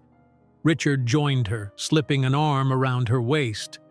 "I used to come to Switzerland with my parents before Catherine got sick," he said quietly. "We'd hike in the summers, ski in the winters. Some of my few happy childhood memories are here." Emily leaned against him, savoring the rare glimpse into his past. "Thank you for sharing this place with us." The days that followed took on a dreamlike quality. They rode cable cars up mountainsides, Lily squealing with delight at each ascent. They strolled through charming villages where Richard surprised Emily with his fluent German. They took a boat across Lake Thun, the water so crystal clear they could see fish darting beneath the surface. On their 3rd day, Richard arranged for a private picnic overlooking the valley. While Lily chased butterflies under Emily's watchful eye, he unpacked an array of local delicacies: artisanal cheeses, crusty bread, fresh berries, and Swiss chocolate. "I have a surprise for this evening," he announced as they enjoyed the feast. "I've arranged for a babysitter, one of the hotel staff who came highly recommended. I thought perhaps you and I could have dinner, just the 2 of us." Emily hesitated. They hadn't spent an evening away from Lily since their relationship began. "I'm not sure." "It's only for a few hours," Richard assured her. "The sitter will stay in our suite, and we'll be at the restaurant in the hotel. We can check on her between courses if you like." Seeing his eagerness, Emily relented. "All right. It would be nice to have an adult conversation without interruption." That evening, dressed in a simple black cocktail dress she'd packed for the conference, Emily met Richard in the hotel lobby. He looked devastatingly handsome in a charcoal suit, his usual severity softened by the mountain setting and the warm light of sunset filtering through the windows. "You're stunning," he said, taking her hand and pressing a kiss to her knuckles. The restaurant occupied the top floor of the hotel, offering panoramic views of the mountains now bathed in the golden pink light of alpine glow. Their table, set apart from others and positioned before floor-to-ceiling windows, provided both privacy and a spectacular vista. Over exquisite food and wine, they talked not of work or research, but of dreams and memories. Richard described his early days founding Morton Pharmaceuticals, the setbacks and breakthroughs that shaped his career. Emily shared stories of her childhood in Oregon, her first chemistry set that sparked her love of science, and the early days with Tom when they were both struggling graduate students. "He would have been proud of you today," Richard said when she mentioned Tom's unwavering support of her research. Tears pricked Emily's eyes at the simple acknowledgement. "He would have been," she agreed softly. "He always believed my work would make a difference someday." Richard reached across the table to take her hand. He was right. As dessert arrived, a delicate chocolate soufflé with mountain berry compote, Richard's expression grew more serious. "Emily, there's something I've been wanting to discuss with you." The formal tone made her stomach tighten with sudden anxiety. "Is everything all right?" "More than all right," he assured her quickly. "It's just, the board has asked me to consider opening a European research division based in either Zurich or Geneva. The focus would be immunotherapy applications, particularly the direction your research is taking." Emily set down her fork. "That sounds like an incredible opportunity for the company."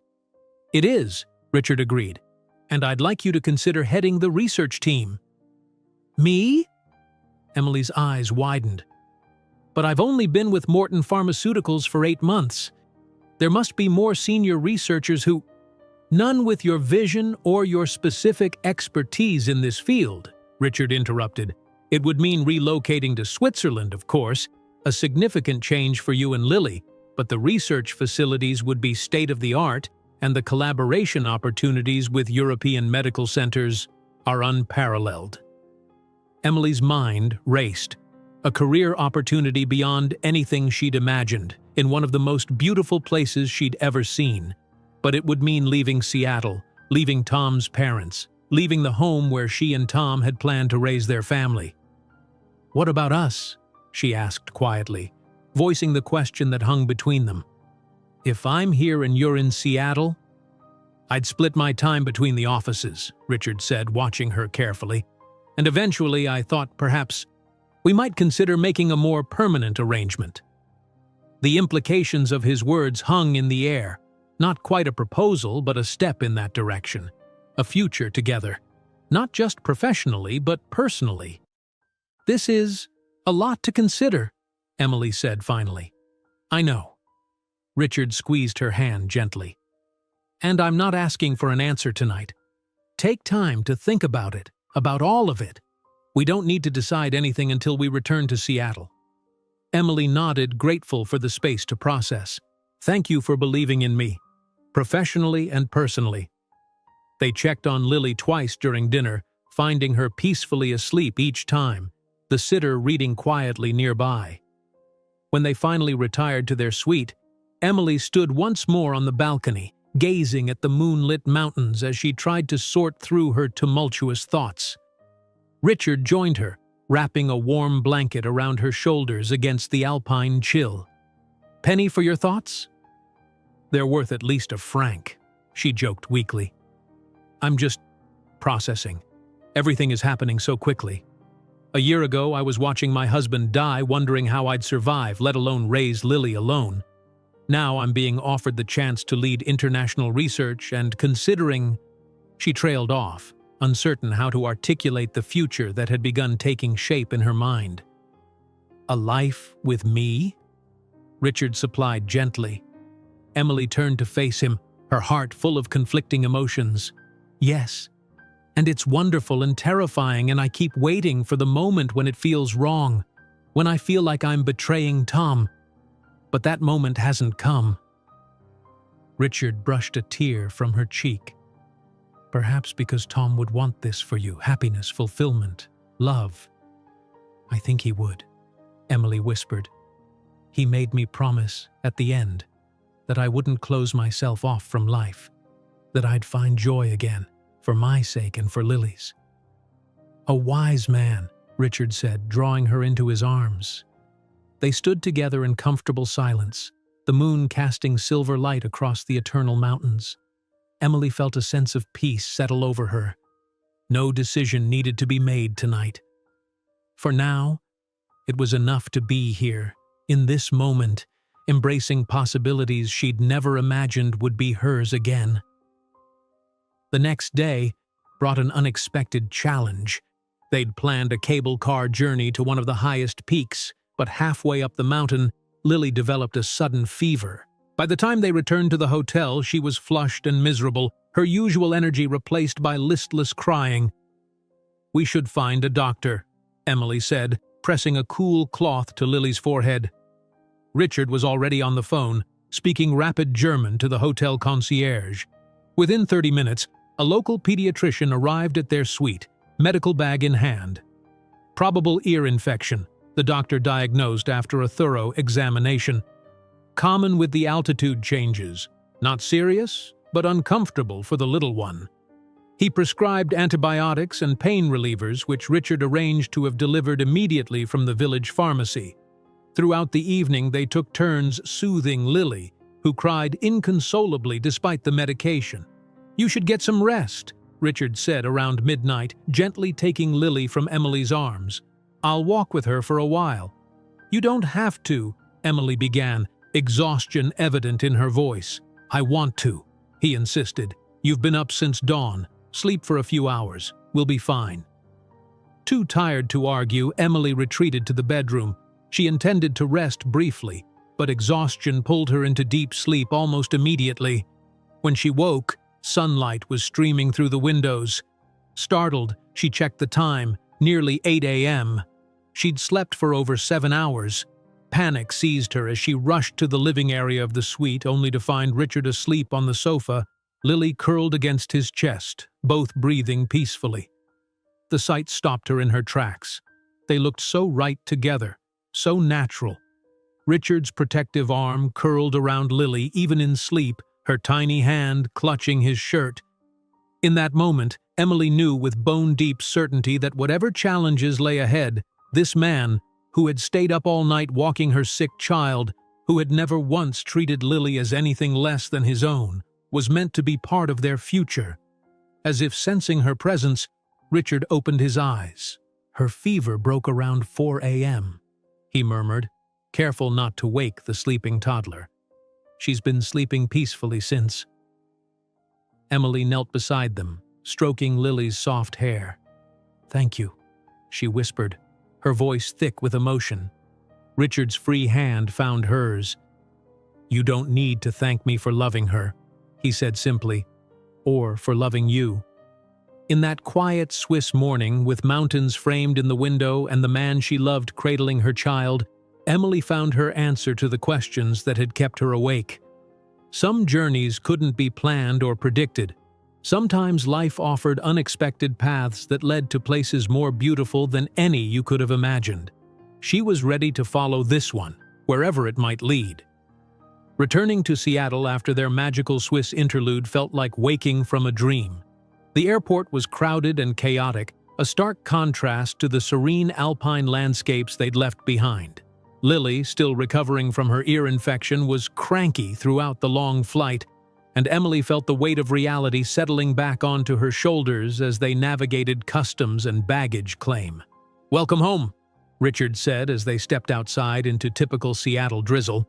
His driver waited with the SUV, efficiently loading their luggage while Richard secured Lily's car seat. Emily nodded, though home suddenly felt like a complicated concept. Switzerland had awakened possibilities she couldn't easily dismiss. The research opportunity Richard had presented was professionally tantalizing, but the personal implications were even more significant. A fresh start, a new life, building something together far from the shadows of her past. The idea both thrilled and terrified her. The following days brought a cascade of practical considerations. Emily returned to her lab where colleagues greeted her with newfound respect after her successful conference presentation. Dr. Blackwell called her into his office the first morning back. "I've received communiques from 3 different European research centers asking about your availability for collaboration," he informed her, a grudging respect in his tone. "And Weber wants to incorporate your protocols into his next clinical trial." "Impressive." "Thank you," Emily replied, pleased by the validation. "Morton tells me you're considering heading the new European division." Dr. Blackwell removed his glasses, polishing them thoughtfully. "It's a remarkable opportunity, but I hope you'll consider the resources we can offer here as well. I've requested additional funding for your project, regardless of Morton's personal interest in you." The implication was clear. Her success stood on its own, separate from her relationship with Richard. It was exactly what she needed to hear. At home, Emily began making lists, pros and cons of moving to Switzerland, questions about schooling for Lily, considerations about housing and healthcare. Richard gave her space to process, though they spoke daily and he visited regularly, always bringing small gifts for Lily, who had fully recovered and now regularly called him Witchard with obvious affection. On Saturday morning, a week after their return, Emily was reviewing research notes at her kitchen table when the doorbell rang. Lily was spending the day with Margaret and David, who had driven down that morning for their regular monthly visit. Emily opened the door to find Patricia Winters on her porch, immaculately dressed despite the weekend. "Ms. Winters," Emily said, unable to hide her surprise. "What brings you here?" "May I come in?" Patricia asked, her usual coldness tempered with something Emily couldn't quite identify. Resignation, perhaps. Warily, Emily stepped aside. Patricia entered, glancing around the modest home with a careful neutrality that was almost more insulting than her previous disdain. "I'll be direct," Patricia said, declining Emily's automatic offer of coffee. "I've been informed by the board that you're being considered to head the European division." "I'm still weighing the opportunity," Emily replied cautiously. Patricia nodded, seating herself primly on the edge of the sofa. "I've also been informed that my position at Morton Pharmaceuticals is being restructured, effectively demoting me to regional HR manager." Emily maintained a neutral expression, though internally she winced. Richard hadn't mentioned any changes to Patricia's role. "I'm sorry to hear that," she said truthfully. Despite their contentious history, she took no pleasure in another woman's professional setback. "Are you?" Patricia's gaze was penetrating. "I've spent 18 years at Morton working my way up while maintaining the highest ethical standards. Then you arrive with your sob story and your baby, catch the CEO's eye, and suddenly you're being fast-tracked while I'm being sidelined." The accusation stung, but Emily refused to be baited. "My research results speak for themselves, as does my conduct. If you've come to suggest otherwise—" "I've come to warn you," Patricia interrupted, her voice dropping. "Richard Morton is not the white knight you think he is. He uses people, discards them when they're no longer useful. I've seen it dozens of times." Emily frowned. "With all due respect, Ms. Winters, if you're here to sabotage my relationship—" "Did you know he was engaged before, to Dr. Elise Chen?" The name blindsided Emily. Richard had never mentioned any previous serious relationships, let alone an engagement. Patricia continued, watching Emily's reaction carefully. 5 years ago, she was a brilliant oncologist, developed a promising treatment protocol that Morton Pharmaceuticals acquired. They were engaged for 8 months. Then she found evidence suggesting one of Richard's flagship drugs had serious side effects that had been minimized in the trial reports. Emily's stomach tightened. That's a serious accusation. Indeed, Elise presented her concerns to Richard, expecting him to launch an investigation. Instead, a week later, the engagement was off, her research discredited, her career in shambles. She left the country. Last I heard, she was practicing in a clinic in Thailand. "Why are you telling me this?" Emily asked, though the sick feeling in her stomach suggested she already knew. "Because history repeats itself," Patricia said, standing to leave. "Your research is groundbreaking. It could make billions for Morton Pharmaceuticals. But what happens when your findings conflict with Richard's business interests? Will he choose you or the company he built from nothing?" After Patricia left, Emily sat motionless at her kitchen table, her research notes forgotten. She wanted to dismiss Patricia's story as a vindictive lie, but something in the specific details rang true. And why would Patricia fabricate something so easily disproven? Emily reached for her phone, then hesitated. Confronting Richard about this over the phone felt wrong, but the seed of doubt had been planted, and she couldn't simply ignore it, not when she was considering uprooting her life and her daughter's future. She was still wrestling with her thoughts when the doorbell rang again. This time it was Margaret and David returning Lily earlier than expected. "She was getting fussy," Margaret explained as Lily ran to Emily. "I think she's still adjusting from the trip." Emily hugged her daughter close, inhaling her familiar scent like an anchor to reality. "Thanks for trying. Would you like to stay for lunch?" To her surprise, they accepted. As Emily prepared sandwiches, David played with Lily on the living room floor, his gruff demeanor softening as it always did around his granddaughter. "We've been thinking about your Switzerland opportunity," Margaret said unexpectedly as she helped Emily slice tomatoes. "David's been researching international video calling. He says the picture quality is quite good these days." Emily nearly cut herself in surprise. "You know about the job offer?" Margaret smiled sadly. "Richard called us yesterday. He wanted to discuss how we might maintain our relationship with Lily if you decided to move overseas. He suggested we might visit quarterly and offered to cover the travel expenses." Emotion closed Emily's throat. The thoughtfulness of Richard reaching out to Tom's parents, seeking to preserve their bond with Lily despite the distance. It was exactly the kind of consideration that had made her fall in love with him. "He seems to care deeply for you both," Margaret continued, her eyes studying Emily's face. "David and we're trying to understand. It's hard, seeing someone else in Tom's place, but we want you to be happy." "He's not in Tom's place," Emily said softly. "No one ever could be. But he has his own place, one I never expected to find." Margaret nodded, blinking back tears. "Tom would want this for you, you know.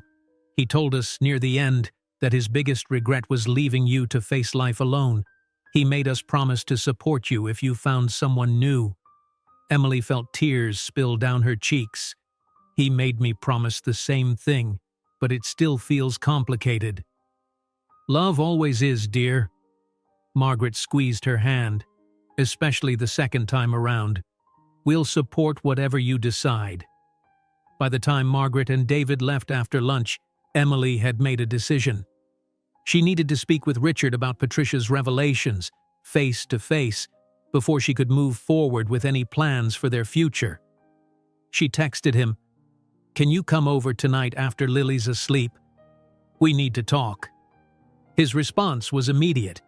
"Of course. Everything okay?" She didn't answer, unsure how to respond honestly when her thoughts were in such turmoil. Richard arrived promptly at 8, concern evident in his expression when she opened the door. "What's wrong?" he asked without preamble. "Your message worried me." Emily led him to the living room, where she'd been rehearsing this conversation for hours. "Patricia Winters came to see me today." Richard's expression darkened. "I see. I plan to tell you about the restructuring of her position myself, but the board only finalized it yesterday." "It wasn't about that," Emily said. "Or not entirely. She told me about Dr. Elise Chen." Richard went very still, his expression closing off in a way Emily hadn't seen since their earliest interactions. "I see," he repeated, his voice carefully controlled. "Is it true?" Emily asked. "Were you engaged? Did she raise concerns about side effects that were dismissed?" For a long moment, Richard was silent, his internal struggle visible in the tension of his jaw and shoulders. When he finally spoke, his voice was measured. "Yes, we were engaged. Yes, she raised concerns about Immunitol, which was then our most promising cancer drug. And yes, our relationship ended shortly after." He met Emily's gaze directly. "But the rest of what Patricia undoubtedly implied is false." Emily waited, giving him space to continue. "Elise found anomalies in some patient data, potential cardiac side effects that hadn't appeared in the initial trials. I immediately launched an internal investigation and halted distribution pending results." Richard's expression hardened at the memory. Elise wanted more. She demanded we recall the drug immediately, issue public statements, essentially admit liability before we had confirmed her concerns. "And you refused." "I insisted on following scientific protocol," he corrected. "Complete testing, peer review, transparent reporting. What I wouldn't do was panic and potentially deprive patients of a life-saving treatment based on preliminary data." "So what happened?" Richard sighed, rubbing a hand over his face. Elise took matters into her own hands. She leaked her unverified concerns to the press, violating company confidentiality agreements and research ethics protocols. The resulting panic caused several patients to discontinue treatment. 2 died as a result. Emily's breath caught. And the side effects? Were they real? Some were, Richard acknowledged, but far less severe than her data suggested. We modified the protocol, added additional monitoring for high-risk patients, and published the complete findings. The drug went on to save thousands of lives. And Elise? The breach of confidentiality violated the terms of her contract. The board voted unanimously to terminate her. I didn't protect her from the consequences of her actions, despite our personal relationship. His gaze was steady. I would have married her, Emily. I loved her. But I couldn't condone what she did, the risk she created for patients by circumventing proper scientific process. Emily absorbed this, measuring his words against what she knew of him. His unwavering commitment to scientific integrity, his refusal to take shortcuts even when expedient. "Why didn't you tell me about her?" she asked finally. "For the same reason you don't detail every moment of your life with Tom," Richard replied gently. "Some things belong to the past. My relationship with Elise ended painfully, but it taught me important lessons about balancing business decisions with personal feelings. I'd like to think I've become better at that balance." Emily nodded slowly, processing. "And Patricia? Why would she present it as if you discredited Elise to protect profits?" "Patricia and Elise were close friends," Richard explained. "She's never forgiven me for what she sees as betrayal, though she remained with the company. As for her demotion, it's unrelated. The board made that decision based on her recent performance and conflict with several key team members." He moved closer, taking Emily's hands in his. "I've never lied to you, Emily. I never will. The company matters to me, the lives we save, the work we do. But you and Lily matter more. If you have doubts about that, about us, I need to know." Emily looked into his eyes, searching for any hint of deception. She found only the steady, unwavering honesty that had drawn her to him from the beginning. "No doubts," she said finally. "Just questions. Thank you for answering them." Richard's shoulders relaxed visibly. "Always," he promised, drawing her into his arms. That night, as they sat talking late into the evening, Emily made her decision about Switzerland. The path ahead was becoming clearer with each passing day, each honest conversation, each moment that confirmed what her heart already knew. 2 weeks after her conversation with Richard about Elise Chen, Emily stood in her lab completing the final documentation for her research transfer. She had accepted the position heading Morton Pharmaceuticals' European Research Division, scheduled to open in Geneva in 3 months. The decision, once made, had brought a clarity and purpose that confirmed she was on the right path. "So it's official?" Sandra asked, helping organize the last of the samples for shipment to the new facility. Emily nodded, a mixture of excitement and nostalgia washing over her. "I signed the contract today. We'll move at the end of August once the house sells." "I still can't believe you're leaving," Sandra sighed. "Though Geneva sounds a hell of a lot nicer than Seattle in winter. And the chocolate! You'd better send care packages." Emily laughed, grateful for her friend's support. "Monthly, I promise." "Have you told the Gilberts yet?" Sandra asked more gently. "About the move?" "Last weekend," Emily confirmed. "They're adjusting to the idea. Richard's arrangement for quarterly visits helps, and they're coming to Geneva for Christmas." The conversation with Tom's parents had been difficult, but surprisingly hopeful. David had initially retreated into stoic silence, but Margaret had been pragmatic. "We always knew Lily would grow up somehow different than we imagined when Tom was alive," she'd said. "We just want to remain part of her life, wherever that might be." Richard had joined them later in the conversation, respectfully answering David's pointed questions about schools, healthcare, and how they would maintain Lily's connection to her father's memory. By the end of the evening, Plans had been made for regular video calls and quarterly visits, with a shared online photo album to document Lily's growth between visits. "And what about the house?" Sandra asked, interrupting Emily's thoughts. "Any interest yet?" Emily had listed her Seattle home the previous week, the modest bungalow she and Tom had purchased with such excitement when they'd learned she was pregnant.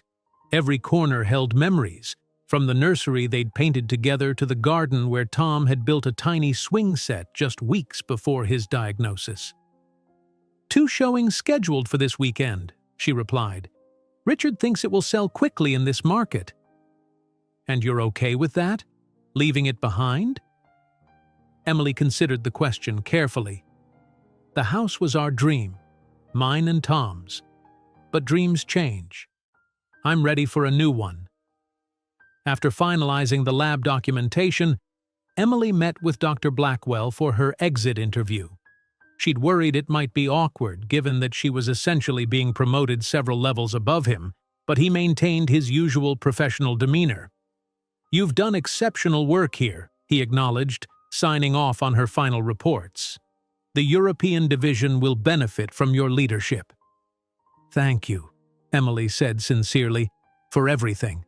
If you hadn't supported my research from the beginning, none of this would have happened." Dr. Blackwell gave her a rare smile. "Morton saw something in you that first night at the gala. I'll admit I was skeptical about his motives. But your work proved him right. Personal feelings aside, he has an uncanny ability to identify scientific talent. It was perhaps the closest thing to a blessing she would get from her mentor." Emily left his office feeling as though one chapter of her professional life had closed properly, making way for the next. She was scheduled to meet Richard at Morton Pharmaceuticals' legal department at 3 to sign her new contract. With 2 hours to spare, she made an impulsive detour. The cemetery was peaceful in the early summer afternoon, sunlight filtering through ancient oak trees and casting dappled shadows across manicured lawns. Emily knew the path to Tom's grave by heart, though her visits had become less frequent over the past months. She knelt before the simple granite headstone, placing the white roses she'd brought against its base. "Hello, Tom," she said softly. "It's been a while. Lily's growing so fast, she's saying new words every day. She called the neighbor's cat a menace yesterday. I have no idea where she picked that up." The one-sided conversation felt both familiar and strange after all these months. Emily brushed her fingers over the engraved letters of Tom's name. "I've accepted the position in Switzerland," she continued. "It's an incredible opportunity professionally, but it means leaving Seattle, leaving this place, leaving you in some ways." Her voice caught. "I want you to know that Lily will always know who her father was. The kind, brilliant, loving man who wanted her so desperately, who would have moved mountains to stay with her if he could have." A gentle breeze rustled the leaves overhead, the only response to her words. "Richard asked me to marry him last night," she confessed, the words still new and startling even as she spoke them. "Not right away. He understands I need time. But before we move to Switzerland, he wants us to start our new life there as a family."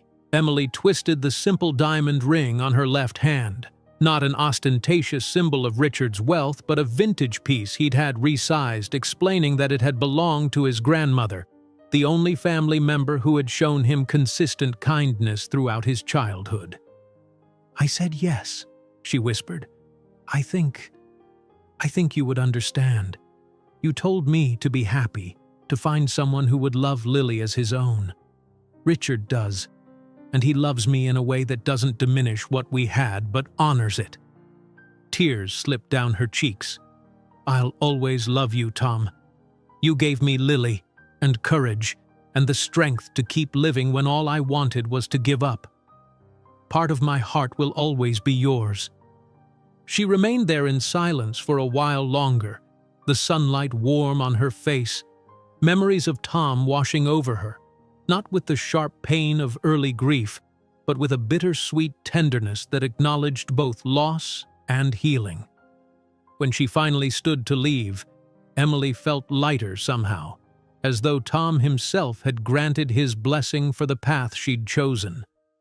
At precisely 3 o'clock, Emily entered the executive floor of Morton Pharmaceuticals, where Richard waited outside the legal department.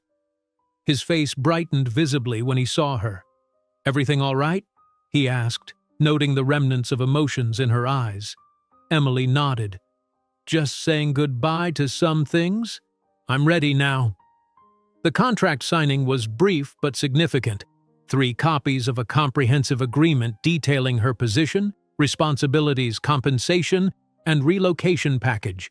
As the lawyers and witnesses filed out, Richard remained seated beside her at the conference table. "Second thoughts?" he asked quietly, always attuned to the nuances of her emotions. "No," Emily assured him, smiling as she admired the ring on her finger. "Just processing how much has changed in a year. From widowed single mother to engaged research director relocating to Switzerland." Richard took her hand, his thumb caressing the ring. "Life rarely follows the paths we expect. Sometimes it leads us to places far better than we could have imagined. Even when it begins with being kicked out of a gala for bringing a baby," she teased. "Especially then," he replied, lifting her hand to press a kiss to her palm.